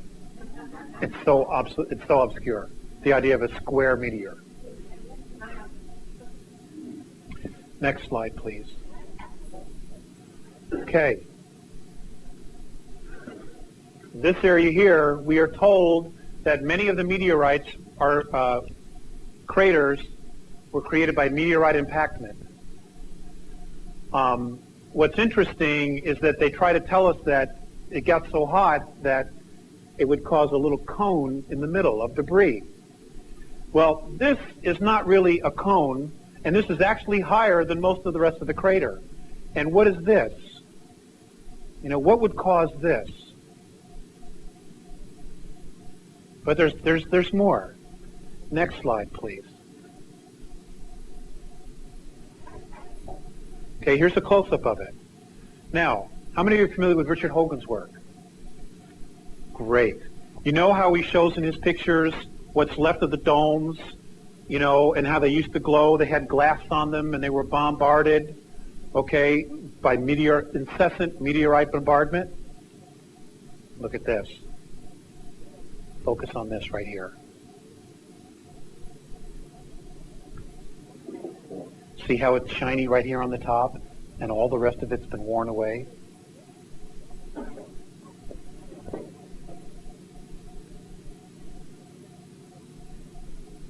Next slide, please. Oops. Okay, hold on. I have to adjust this. Bear with me. Sorry, camera guys.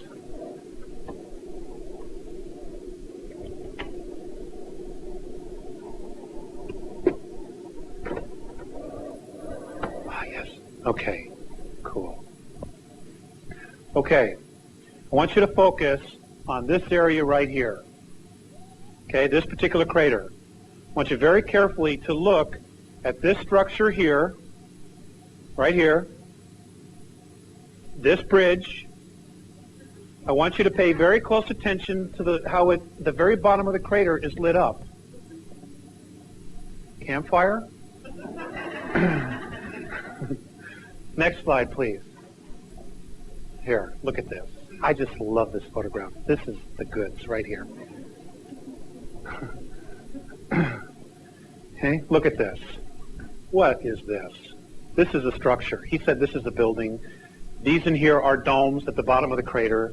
He says that this is a road that leads to a tunnel and there's an elevator. When the craft land here, they walk into this structure, take an elevator down, and they walk into here. These bridges are what's left of other structures. Look at this. Just, God, I hate being lied to. Yeah, there it is. You know that song, Good? There it is. There it is. I mean, it's there. Oh, that's even better. Up in here? Oh, up here? Over this.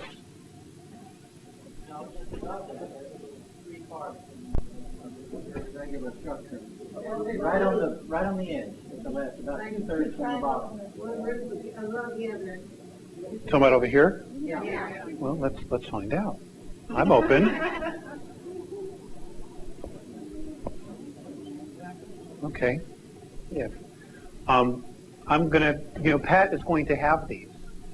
Okay, you'll have to work out the details with him, but folks, these are yours.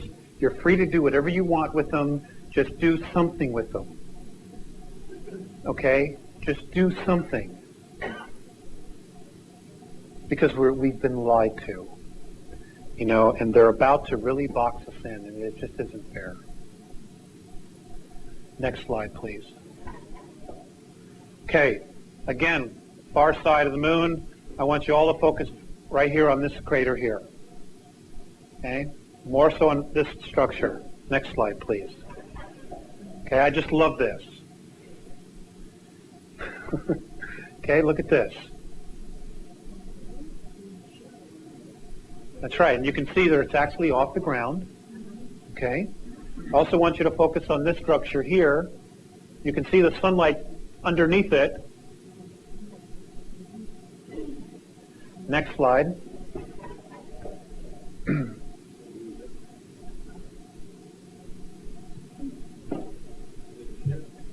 It's a ship. It's a ship. Clear as day.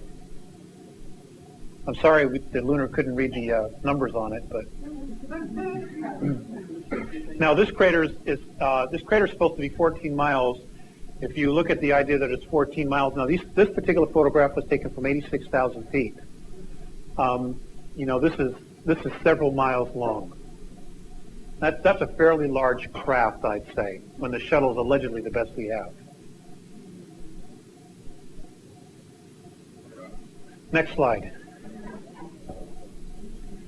Okay, in this photograph, Mornay insisted I put this one in because this whole structure here used to be covered by a dome.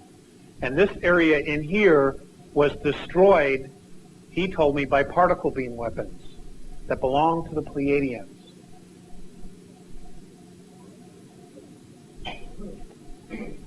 That's all he'd tell me. And if you looked at the rest of the craters that we were looking at, this is very, very unusual. In fact, you can see what looks like a road or a platform road that comes into the middle of all of this. I realize some of this might be hard for some folks to see. I'm just trying to share. Next slide, please. Okay, Mars. During Bush's administration, they were talking about our new home. What they didn't tell you is we've been there for a long time. That you'd already paid to build a home there. Next slide. Okay, most of us know about the face. Again, they say that this is the face of an Orion king. He won't tell me who, but that it's a tomb. That these are tombs. Next slide. Olympus Mons, allegedly the largest volcano in our solar system. These are clouds. This is not frost. Mars has quite the atmosphere. There's quite a bit of moisture there, and as I told you earlier, they said that in 1971 they knew there was ozone there already. Next slide. Now, by the way, as you know, a volcano, once it's become dormant, it leaves huge underground caverns underneath it when the lava subsides. That means there's huge underground caverns, especially a volcano that's 72,000 feet. Now, the face on Mars is that Richard Hoagland and many other people are talking about is in the northern hemisphere called Cydonia. Mornay told me that there were more ruins in the southern hemisphere. This is our great plantation. And what I want you to do is I want you to focus on this area right here, primarily this area and this area, and the happy face.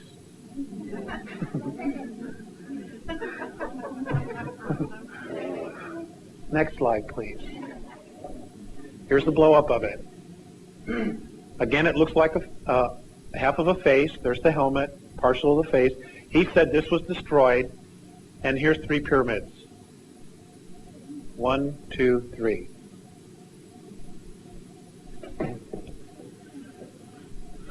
So there's more than one. Next slide, please. This is the geometric work that Hoagland and others have done about the mathematical alignment of everything's there. I'm not a scientist, you know. I tend to lead more towards the esoteric end of it than the actual physical end of it. But anyway, it's there. There's no question that it's there, and it's no question that it's an accident. Okay, that it's not an accident. Next slide, please. Okay, For the People newsletter had a picture. This picture has been circulated. It was actually in several magazines. It has been analyzed, and it is apparently a real extraterrestrial. Along the skin, there are small microscopic hairs, and everyone is convinced that it is, in fact, a real extraterrestrial. Now, Coca-Cola used this in an ad, and so did Lockheed. Very subtle. They just put it out there, so when you say, why didn't you tell us, they can turn around and say, well, we did. You didn't pay attention. Next slide. Which Andromedan was that? That is a gray. That's an Orion gray. This is a clone gray with the big head, the dark eyes. Okay, they're clones. They don't have a soul inside of them. Next slide, please. This is the one that's doing most of the abductions, by the way, doing the genetic experiments. Next slide. Artist rendition of Roswell. Next slide. Artist rendition of Aztec.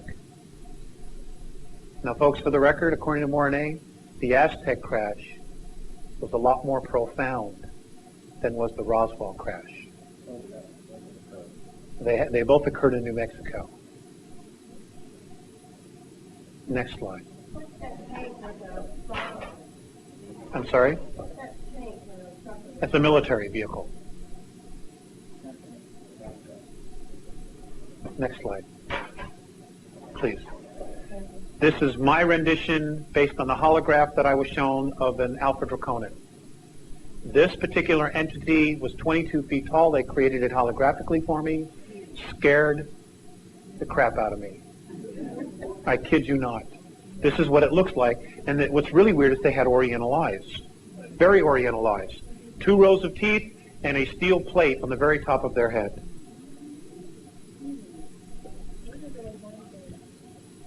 They're horns. They're horns.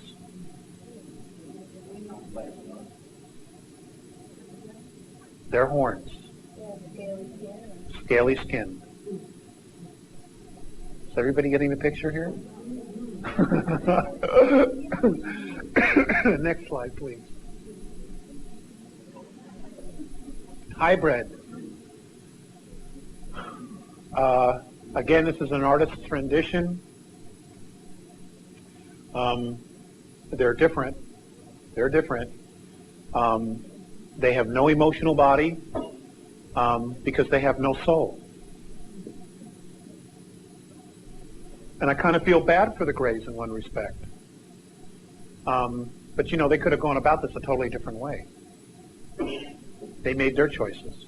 Next slide. And that's it. You just need to like it.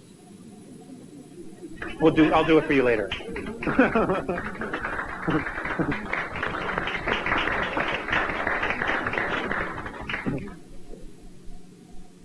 Here's the Life magazine, November 10th, 1967. You go to the back, and it's like, here's the page, here's the photograph.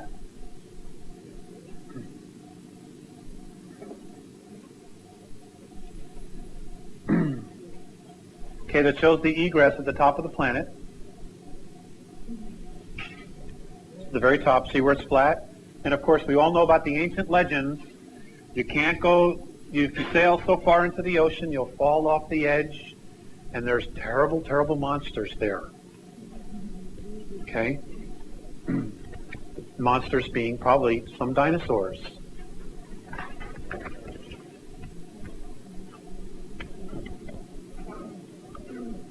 You said in your talk to death, one of them, because they were,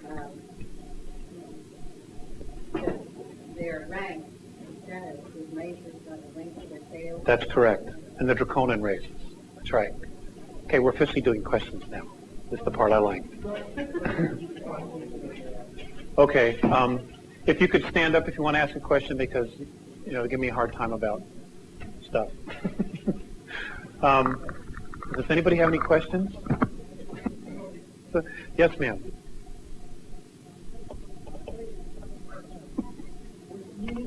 I just want to make all the things I've listened to in the last 10 years, how many times you're being very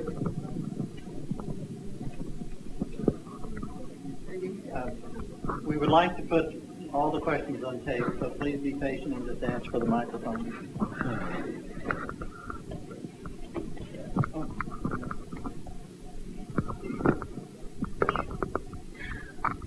Okay, my first question is, you mentioned that there was some humans that were put on another planet that the Andromedans saw.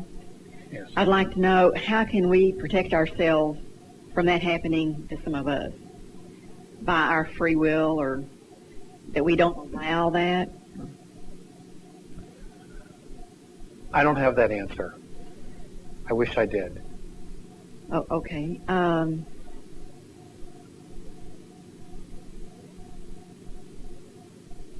Myself and I know several others have always felt like we've always wondered why we were here at this time. Some of us aren't fully conscious or aware of why we are here. So, do you suppose the answer in that lies in maybe we had been some of the ET Atlanteans that are having to pay back, or we're here to watch or help, or? That's a great question. I've been told that some of us have been here a long time evolving, learning not to withhold love. I've also been told that some of us, and I don't know who, some of us have come back in time from the future to this time right now, or whenever we were born, to right a terrible wrong. And that's all I know. To right a terrible wrong. If you could get somebody else to ask a question.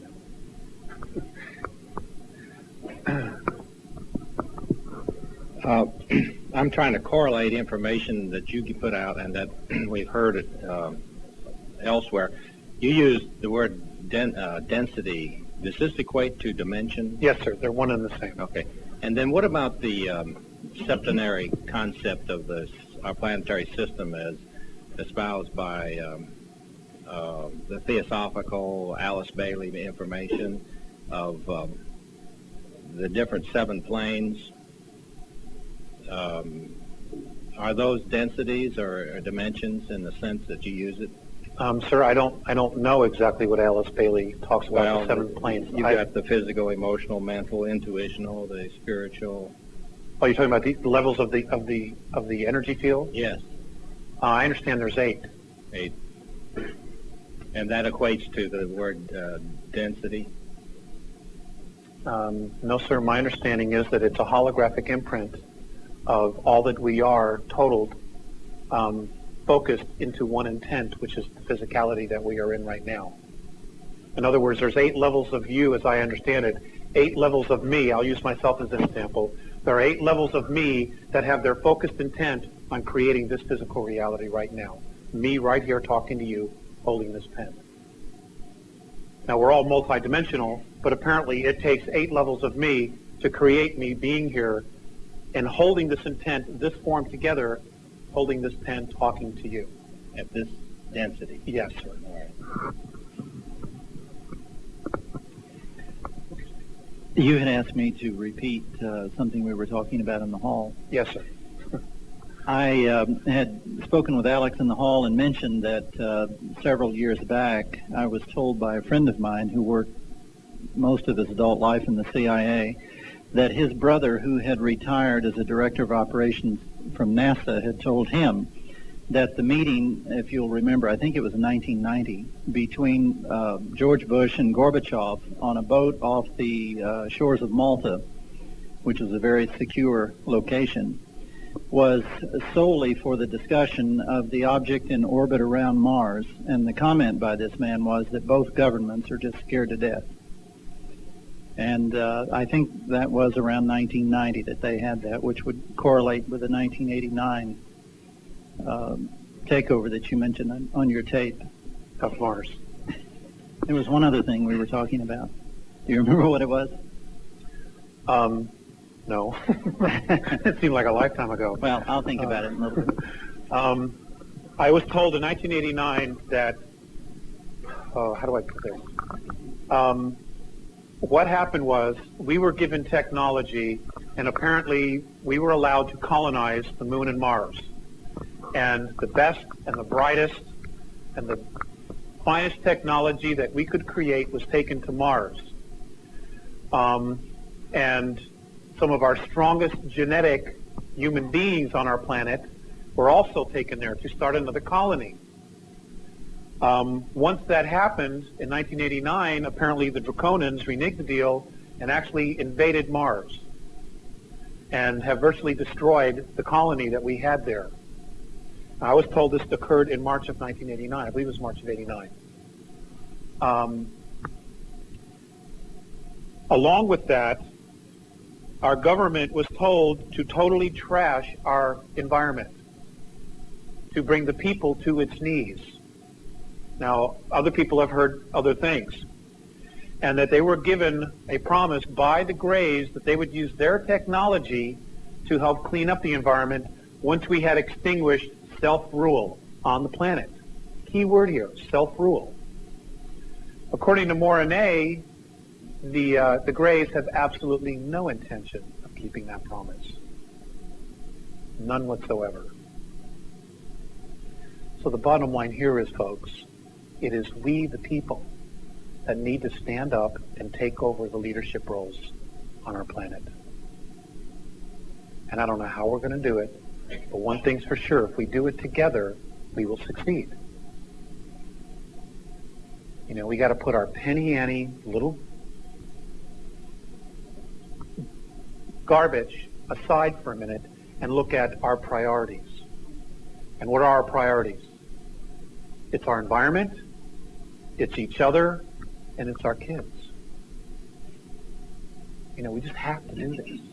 Somehow we have to do this. Is there any more questions? Yes, sir, in the back.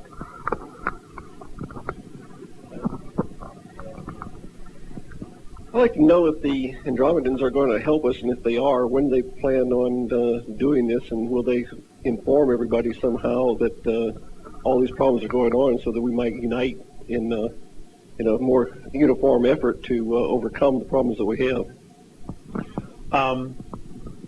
Actually, they've actually made that decision by telling all of the ET races, and I understand that many of the crop circles are actually from the Andromedan Council telling them of the deadline of August 12, 2003 to be out of here. So they have obviously made a decision to interfere. If it's going to be any sooner as far as them completely interacting with all of us on a mass level, I'm told that it's going to require 10% of the population asking. They will not intervene unless 10% of the population asks voluntarily. This cannot be a mass hypnotic suggestion to ask. We each have to individually ask, and it has to be 10% of the population. And he said, by the time you finish your prayer, we'll be here. They want to help. They want to help. But they don't know how to help because we have free will. You know, if they come in and just intervene, then they violated our free will, and they are exactly at the same level as the Draconians, the Orions, and the Greys. And that's not a standard they live by. Next question, please. There's 500,000 ETs here, and you also indicated that... No, I didn't say 500,000. Well, that was on your tape, I thought. Well, quite a few, let's say. Okay. Did they also tell you how then they're going to take them out of here? No, I said that when I gave you the date of August 12th. I have no idea how they're going to carry that out. But if they're in the Earth, I mean, here's the only possible scenario that I know. Okay, if they're in the Earth, the moon would probably be an easier thing at those that are there. They can hit it with a tractor beam and pull it out of here. Right. Okay, but those that are in the Earth, They don't bother me.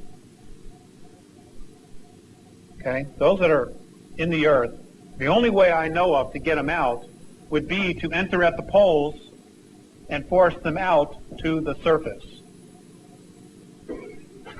Which means it could get really weird. It could get really weird when you have, you see reptilians running across the highway, the interstate. I mean, it could get really, really, really weird. You also mentioned in the tape on the next 10 years that it is going to get pretty weird. Correct. And is this part of the weirdness you're thinking, or what are the weird things you think? Because you said that they got themselves in such a jam now that they lost Mars. And Moon doesn't seem to be too good a place to go, because if they pull them out with that tractor beam from Jupiter, then they're stuck here with us. Right. The Moon apparently was just a jumping point to colonize Mars. Because of its atmosphere, or lack of atmosphere per se, long-term habitation cannot exist on our Moon, which is why they had to go to Mars. But yes, they've lost it, and the world leaders and everybody who's cut all these deals now find themselves in a real problem. They have nowhere to hide. They can't just skip out of here.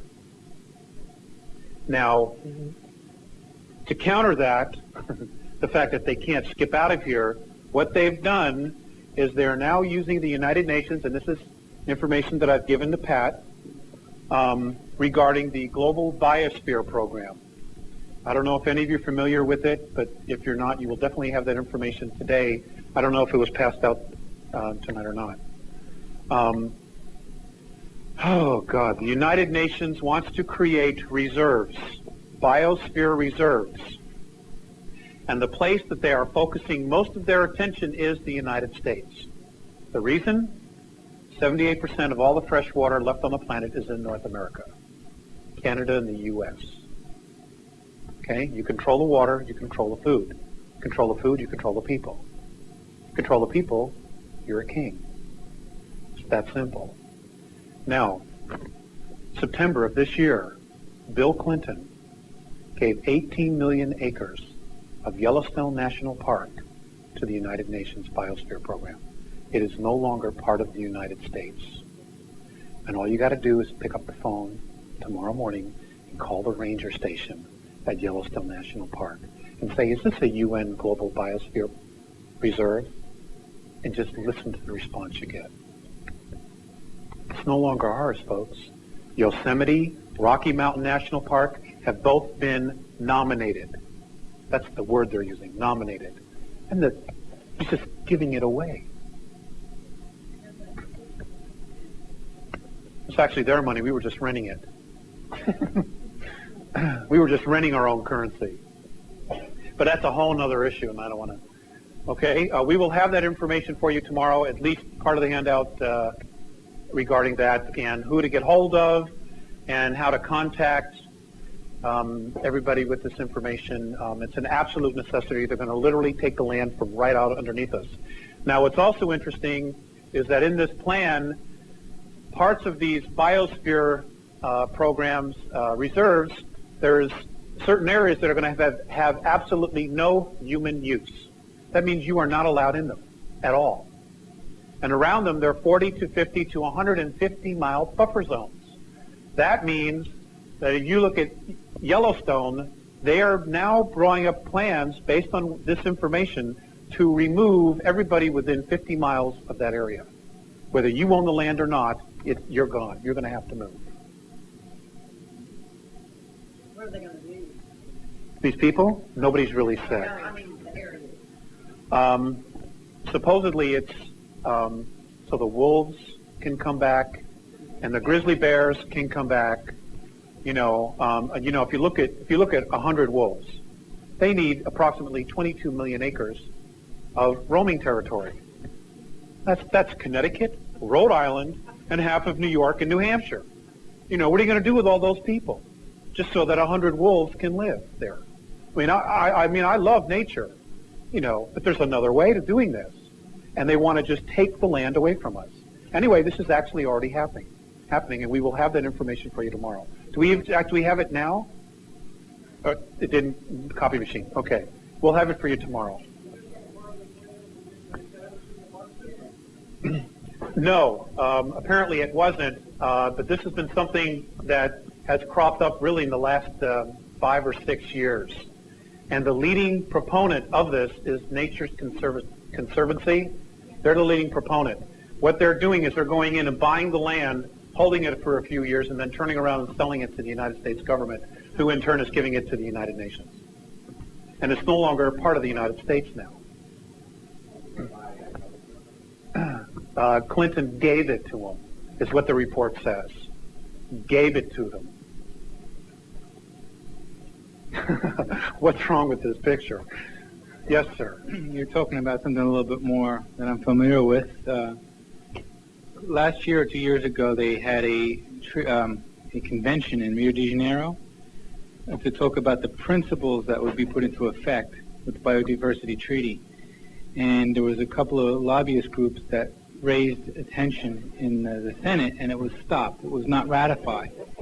But the government's implementing these principles anyway. And there was a speech done here in Lubbock, Texas, for the East Texas Environmental Plan, which is doing exactly what you described. In fact, they'll be using non-government organizations to fight the fact that the treaty was not ratified, so they don't have any authority to do what they're doing legally. So they're going to have to do it. They know that they're going to get into a legal battle, and the money is being drawn with out of our treasury or out of our reserves, given to non-government organizations to fight the municipalities that'll resist. They'll give up, and this will set the precedent since they don't have a treaty authorizing it. I'll bring a copy of that speech tomorrow. That'd be great. So this is really dangerous. Their goal in the next 5 years is that the United States of America, as we know it, is going to cease to exist. And they're just going to put us all to sleep. Oh, yes, ma'am. I would like to get off of this for a moment, and I'd like to ask you if you know what happens to us, the spiritual us, the spirit that leaves the body, when we leave this body behind. Where do we go? Anything else? Anything else you've got? This is going to stretch your belief systems. No, it won't.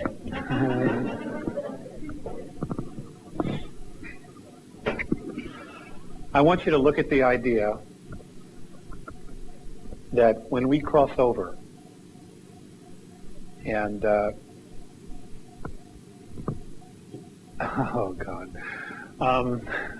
when we cross over and we all see the light and we walk into the light and we meet our past loved ones, etc. My understanding is that place, if it were a physical place, would be where the Van Allen belt is. And we go there and we are processed there. And in the processing, part of it is us looking back at our lifetime. And in that looking back at that lifetime, we look back at the places in our life where we withhold love. And then we come back to balance those places where we withheld love. And until we get that right, we go over and over, a broken record, over and over and over. But if it was a physical location, it would be where the Van Allen belt is. I understand. Thank you. Yes, ma'am. Are you familiar with Dr. Walter Russell? No, ma'am. He's no longer in this life plan, but he's a very good teacher on all those subjects. And he explains what happens to us after. Actually, life and death is one cycle. Yes, ma'am. And he explains all this and what happens to us. That we're just recycled, so to speak, to learn what we haven't learned in this life. In fact, education is the main point of what we're supposed to be doing. But you know what? If they didn't screw with the religions, and they were telling us the truth, we wouldn't have to do all this recycling. You know, we'd have learned this lesson a long time ago. We're smart. You know, we've just been messed with. If they would stop messing with us, we'd probably start graduating a lot more of us. You know, checking out of here and going out other places and teaching what we know, or even going home, wherever that is. You know? Yes, sir. The other item we were talking about, I recalled, was thank you, was a newspaper article that I read probably 8 or 10 years ago. It was a full-page spread, and it was about the Space University, which was being hosted by MIT, and the idea was that from year to year it would be at different universities around the world. And it had probably a half dozen photographs of people from all over the world who were scientists participating in this effort. And I remember one Russian student was trying on an American spacesuit, and the idea was that all of these scientists would know each other and be able to pick up the telephone and call someone anywhere in the world to solve a problem. Well, I thought that was a great idea, so I fired off a letter to the director of Space University, hosted at MIT, and my letter came back unopened, and it said, moved, left no forwarding address. Coincidentally, at that period of time, which was late summer of that year, Mars was the closest that it had been to the Earth in 4 years.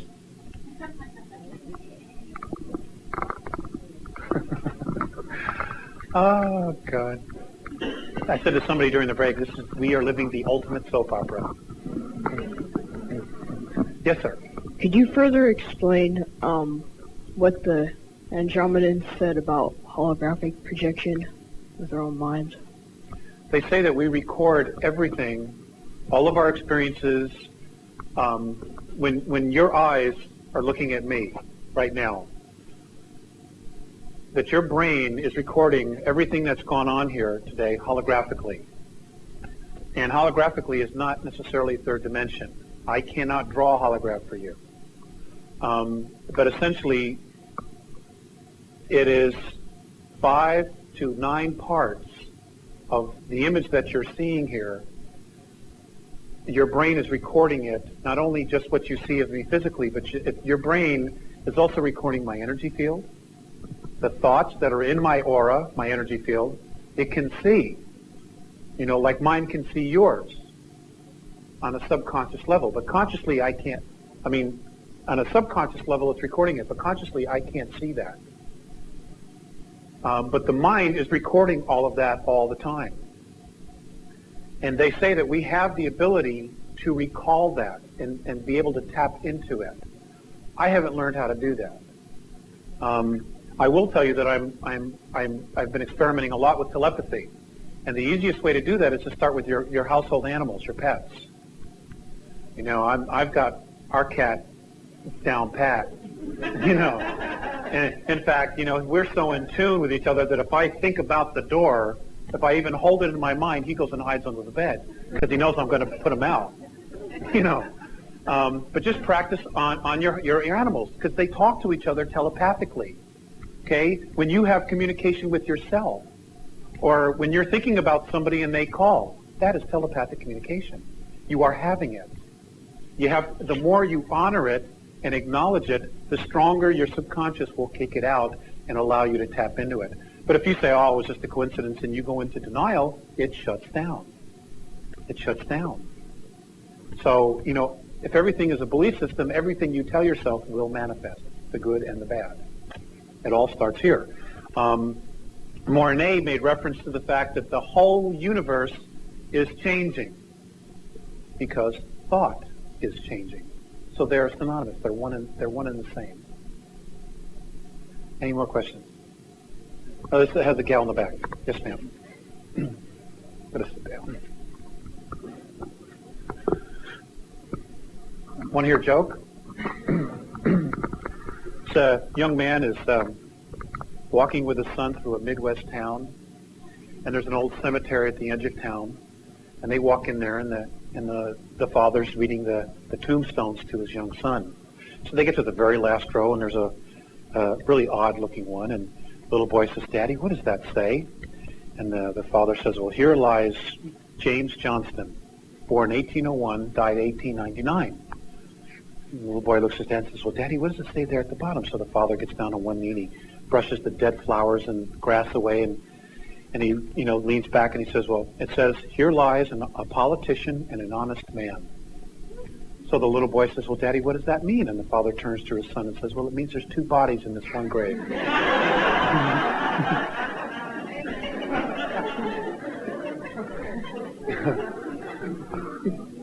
Yes, ma'am. In reference to the holographic camera that you spoke of earlier that could heal ourselves, I'm wondering, is that can that only access this incarnation, or can it go further back? It can go further back.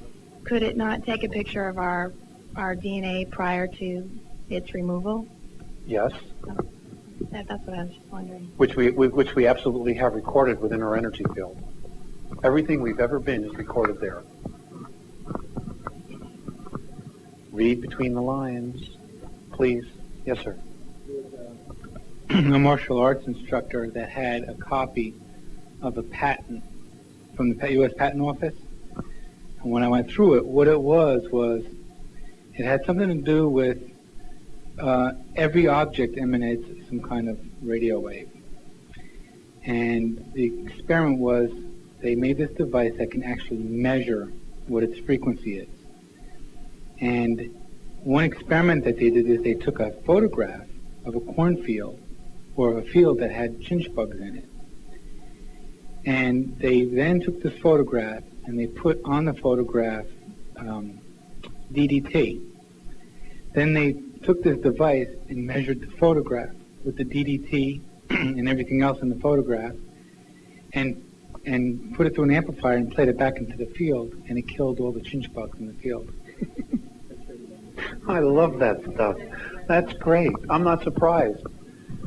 There's so much technology that's been withheld from us. Little tidbits. Cancer. There were cures for cancer in the 30s. Oh, let me tell you about that. According to Morane, the cancer gene, or what kicks the body into manufacturing cancer, there is a part of it that is in fact genetic. And Morane has said that when our physical bodies were created, they put in certain genes to make the bodies grow faster. Well, what happened was when they stripped us of the 10 DNA, some of the genes that they should have taken out, they left in because they were in a hurry. And that's why we have the cancer gene inside of us. It's because they didn't remove it when they took the other 10 strands out. So something in us kicks it into gear, which makes it start to manifest. But the vibration of love can cure that. And I don't know that's what they said. Yes, sir. Do you have any information on an intervention that may have occurred in 1972 when there was supposed to have been a large burst of solar energy that would have destroyed the life on the planet? Oh, yeah. Yes, people have approached me with that, and I've had the opportunity to ask Morane and Faseus about that. And I've also heard that it's been said that in order to protect us from that burst of energy, that our solar system was put inside of a hologram. He says it isn't true. He laughed, as a matter of fact, when I asked him about that. And it was also said to me that they were going to move our solar system within this holographic bubble closer to the dog star Sirius. And Morane just said, impossibility. It cannot be done. So the bottom line is we're stuck. We're going to have to take responsibility. We're going to have to do it ourselves. So that's all I know. A couple more questions, and I want to go through some things that are going to be going on the next 10 years, and then we'll finish up, and then we'll resume tomorrow. Yes, ma'am. Okay. Up next. I'm wondering, as all of us become more aware and focus our attention on light and love, and that is a collective source of energy, and won't that connect with the higher forces that are light and love and that are waiting to work with us? Yes, I believe so, and we're already connected. the thing that they're really looking for is our intention. If you could stop before you slap the dog or whatever decisions you make in your life, take a second and ask yourself, what is my intention behind this decision? That's what they're looking for, is our intention. Intent is what created this mess. And we have to take responsibility. So many of us are making decisions, we're just responding to past stimuli. We're not stopping to say, what is my intent for making this decision right now to do this or to do that? You know, and matching the intent with our gut instinct. If you have a gut instinct to not do something, to not go somewhere, don't do it. And honor it. Honor yourself. You know, these changes that are coming, the frequency changes, the Andromedan perspective is those that are going to be affected the most here on our world are the men. They say that the men, a lot of the men in our world are going to be leaving, transitioning, and that the obituary pages are going to be 10, 15 pages long in a newspaper. That the men are going to check out. And the reason he says they're going to be checked out is because they're full of self-imposed loneliness. They have shut themselves down, and they're shut down. And if they don't allow energy to move through their bodies, like women do, because of your extreme of emotions, a lot of men aren't going to make it. They will have brain aneurysms and heart attacks, and they'll be leaving left and right. They don't understand why the men of our world are full of self-imposed loneliness. It's like we're carrying this guilt. You know, and I don't know if it's because religion says we were bad or what. I just don't know. I really don't have a clue. But that's their perspective of the men of our world. You know, and if you're not in a space of love, you're in a space of fear.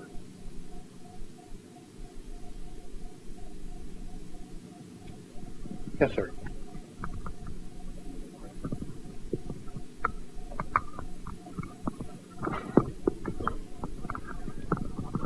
Well, this is just a technology question. Not my strength. Well, did the Andromedans ever use or mention a form of energy called scalar electromagnetics?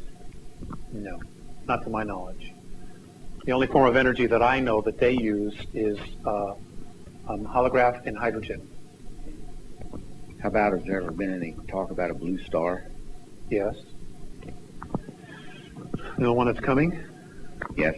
Okay. How many of you are familiar with Hale-Bopp, the comet that's coming?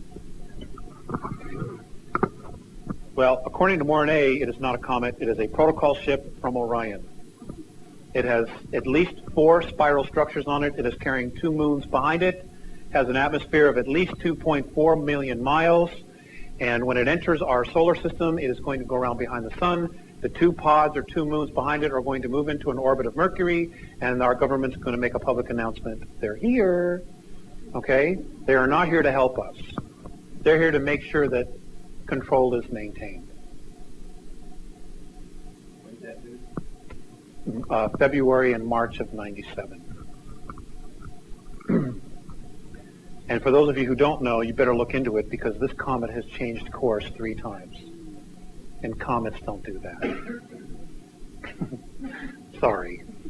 You know, somebody at NASA, when they were asked about that, said, well, it was the gravitational pull of planets, and thank God a reporter was smart enough to say, well, what planets? You know, and it ended right there. The discussion ended right there. So that, you know, that dog doesn't hunt. So, you know, change is coming, folks. Change is absolutely coming, and if you're not ready for it, then you better get ready for it. And if you are ready for it, get even more ready for it.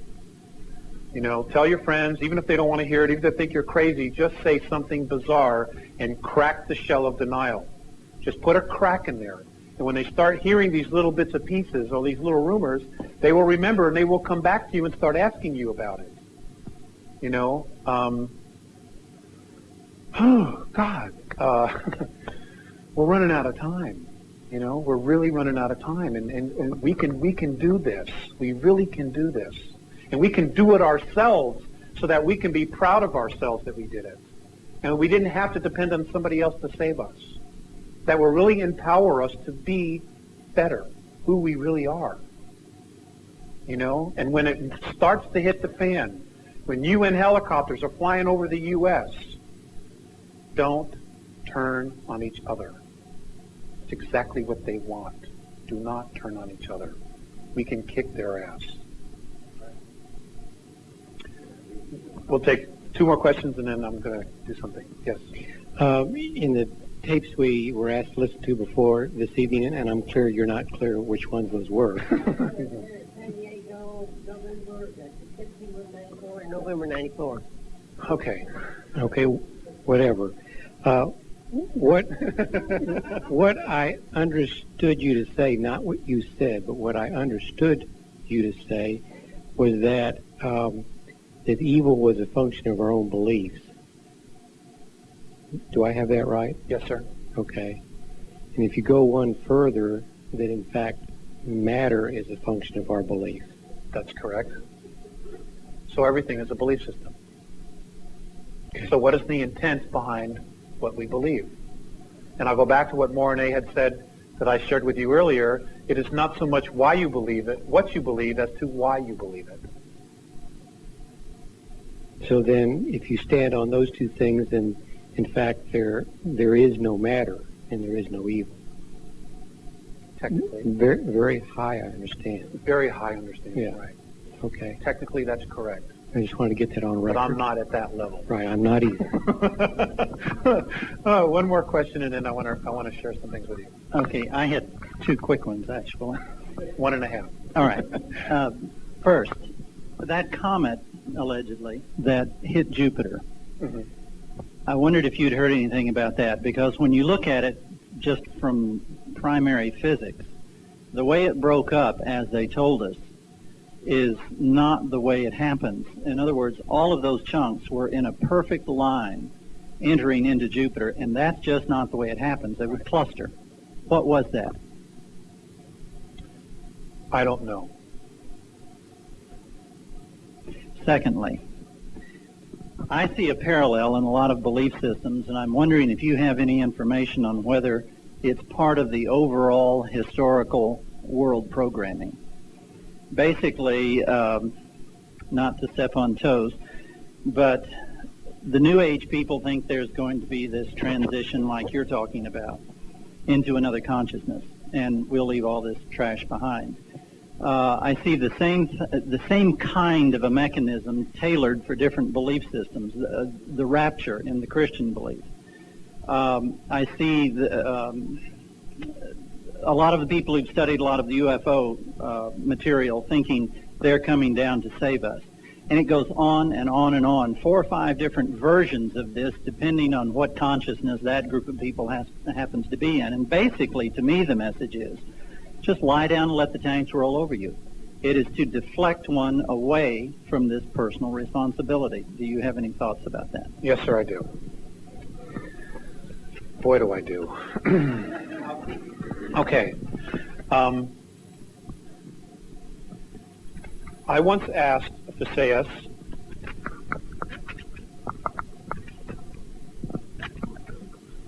to give me a definition of our future. I asked him what our future was going to be. He said he couldn't tell me. It was all probabilities. I said, well, what can you tell me? He says, well, I can give you a definition. This is the definition of where we're supposed to be going, and he says we will, in fact, get there. Responsible freedom of self-determination. Becoming truly self-confident and free to unconditionally be responsible for oneself without being coerced to accept some higher authority. Let me read that again. Becoming truly self-confident and free to unconditionally be responsible for oneself without being coerced to accept some higher authority. What we're looking for, we already are.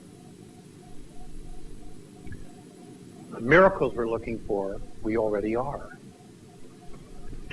As far as wanting to be saved, and I know this is a real touchy subject, you know, and again, everybody is allowed their space to believe what they want, you know. And if you want to be saved, hey, that's fine. But between now and the time you do get saved or you don't get saved, you know, be responsible for yourself and teach your children to be responsible for themselves. Teach your neighbors to be responsible for themselves. We are supposed to become a race of leaders, not a race of sheep. We're supposed to be all chiefs and no Indians. That's what they teach their people. That's the law of consistency. Nobody falls behind. We all evolve together. The children are supposed to be taught everything that we know and more. Nothing is to be withheld from children. They are to know everything because that's the next level of consistency. And we don't do that. I mean, I can't believe what they're teaching kids in school today. They're teaching them nothing. Nothing. You know, they can't solve any problems for themselves. You know, they're being taught what to think so they can spit out facts like a computer. They're not being taught how to think for themselves. You know? And folks, we owe it to them to teach them how to do it. Somehow, some way. Schools are just babysitters now. That's all it is. In Andromeda, the people that are held with the highest regard and esteem are, in fact, the teachers. It's not the politicians. It's not the millionaires, so they don't have a monetary system. It's the teachers, because they're the ones that affect all the future generations. They're it. They're the cream of the crop. Here, you know, half of the teachers are starving. You know, they can barely buy a new car to get them to school. It's ridiculous. We're doing this thing half-assed backwards. We need to make changes, and it's going to have to be us to do it. It's going to have to be us. Whether it's homeschooling or whatever it's going to be, whether we just go to Washington and we fire everybody and we just start all over. You know, just start all over. Just one more thought. Wait a minute, one more thought. As far as the savior scenario, all of that, I've been told, has been put into play into our belief systems to disempower us. Now, this is touchy, so I'm just going to share with you what they've said. And I'm going to pick on the New Testament, and I apologize. And again, I'm not trying to offend anybody. I'm sharing information that they have given me. This is their perspective. In the Old Testament, most of the Old Testament, particularly that of Genesis, is plagiarized versions of Chaldean texts. That was done in 651 BC. It was altered for the first time and changed. The being that we have been taught through history as Moses was in fact two people. One of them's name was Moab, who was a Chaldean chief, and the other one was Prince Sesostris, who was a prince of Egypt, one of the families of Egypt. And what they did was they put the two together and created a composite character. So it isn't what it appears to be. When we get to the New Testament, apparently the 9 epistles of Paul were brought from Texala, India, by one by the name of Apollonius of Tyana.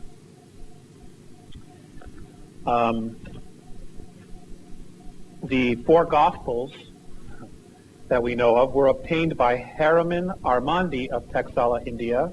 They were Hindu in their original form by, again, Apollonius of Tyana, who is in fact one and the same as Paul the Apostle.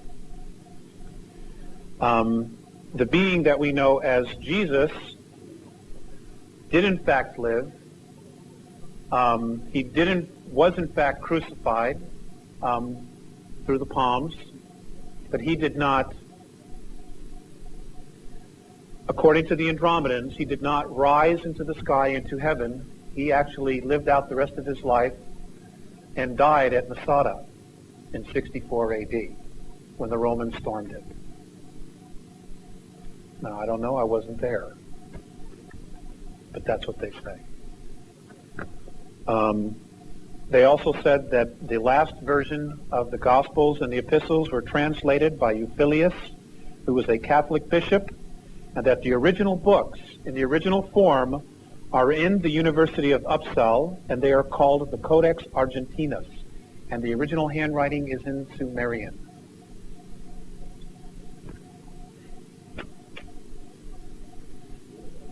That's real old. So that's all I know. And that, again, that is their perspective.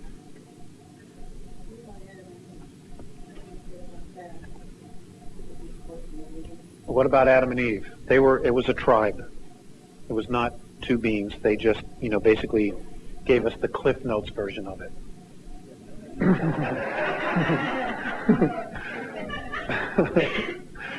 Yes, ma'am. Okay. This will be the last question, and then I believe it is. Assuming, for example, that there were two Moseses. No, there wasn't one. They took two, and they just created a composite character. Composing a composite. Yeah. But that doesn't deter to me from what that the fact that he was tuned in enough to guide and to lead others, and that he was in the right place at the right time. You're absolutely right. You're absolutely right. Now, where's the best place to hide a lie? Between two truths, right? You change it just enough that we can't put the pieces together. That we make a conscious choice. Now remember, what I was saying earlier, this whole thing is about self-responsibility, self-rule, all right, and free will. Now they've altered the truth just enough that it's kept all of us holding back. We're all holding back, waiting and waiting and waiting and waiting. Lifetime after lifetime after lifetime. So here we are making the decision to hold ourselves back because we're waiting for somebody to come and save us. And it isn't going to happen. They say it just isn't going to happen. And they don't want to come in here and save us because they don't want to babysit. And if something happens, well, we can always blame them. And the cycle starts all over again. And we don't have time. The earth is sick. We don't have another home. There's nowhere to go. There's no Hilton big enough to put us all in.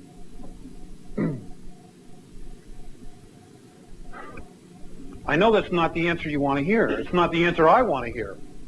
Because it means I have to really bust my ass to fix my life. But I don't have a choice. That's just the way it is.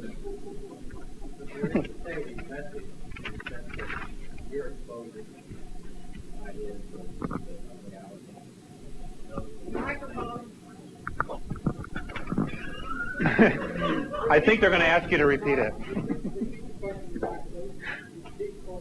But there is a saving reality. There is the truth that brings people a challenge to grow internally to be able to keep up with evolution. In this sense, when the planet goes into fourth and fifth dimension, it puts a great responsibility upon us as individuals to get busy and do the work, which will, in a sense, save us from having to repeat planetary experience elsewhere. Right. You're absolutely right. Now, let's just assume that Jesus is a reality, okay? He did say, "These things I do, ye shall do greater, if ye have faith." Now, there's a profound message in that. These things I do, ye shall do greater, if ye have faith. There's a profound message there. Don't ignore it. Please don't ignore that. You are awesome. Every one of you, you're awesome. Don't buy what you've been told. It's a lie. You are awesome. Now, I want to share what's going to happen in the next 10 years. Actually, this started in 1994. I read this for the first time, so it's actually the next 9 years. Scientific proof of dimensions and higher self-consciousness. Reincarnation will be scientifically proven and demonstrated. Now, that'll be interesting. I can wait, Everybody will start running to Buddhism. Oh, this is the way, this is the way,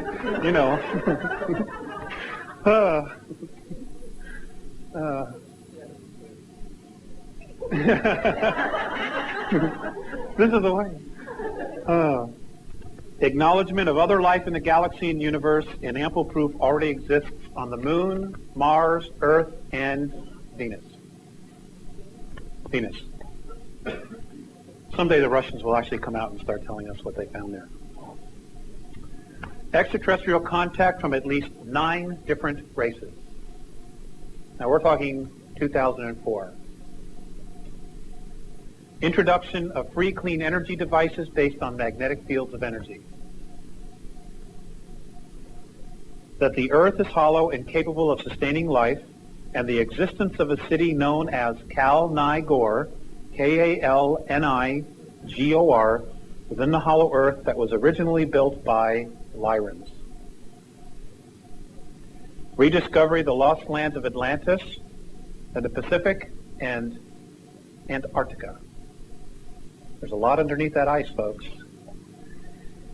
And in the Pacific, a very large temple complex that is still intact that belonged to Lemuria that is approximately 151 miles southwest of Easter Island. Now, the Russians already know it's there. And if they know, then we know. The reality that we all see in the physical is a holographic imprint directed and created from a higher portion of ourselves. That human consciousness is not in the brain, but located in its entirety in the energy field and aura. When a body crosses over, it loses anywhere from a half an ounce to 4 ounces of weight. That's you, folks. That is really you. That's you. This is just a suit. How our past and present educational processes have not prepared us to be completely conscious, creative thinkers. We definitely have to change that. That organic and plant life forms do exist on 7 planets and 15 moons in our solar system. Another major revelation. Rediscovery that each of us is a part of the whole of the universe, and that we are a significant part of that idea that we call God, and that God is the idea called love. That this accelerating self-discovery being experienced was created and activated by all of us. And that we, as a product of extraterrestrial genetic manipulations, are possessors of a vast gene pool that has many different racial memory banks of at least 22 different races. Because of our genetic heritage and because of the fact that we are spirit, the benevolent extraterrestrial races actually look at us as being royalty. They look at us as being royalty. Well, that's the best kept secret in the solar system.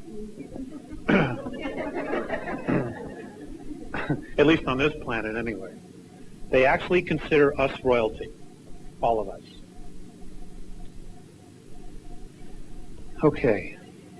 Now, I would like to just end this with a prayer. I'd like you, whatever questions you have tonight or tomorrow, for those of you who are coming back, please write them down. I would like to spend a lot of time on questions tomorrow if you want.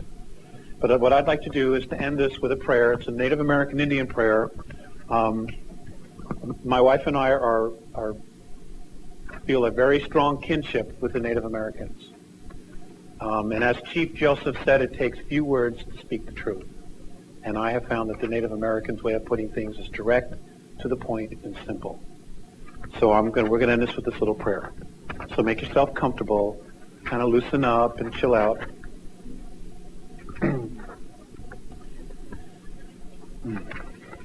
O Great Spirit, whose voice I hear in the winds, and whose breath gives life to all the world, hear me. I am a man before you, one of your many children. I am small and weak. I need your strength to let my eyes ever see the red and purple sunsets. Make my hands respect the things that you have made, my ears sharp to hear your voice and the sounds of your wild children. Make me wise so that I may know the things that you have taught my people, and the lessons you have hidden in every leaf and every rock. I seek strength, Great Spirit, not to be better than my brothers, but to be able to fight my greatest enemy, myself. Make me ever ready to come to you with clean hands and a straight eye, so that when life fades as a setting sun, my spirit may come to you without shame. Aho. Thank you, ladies and gentlemen, very, very much.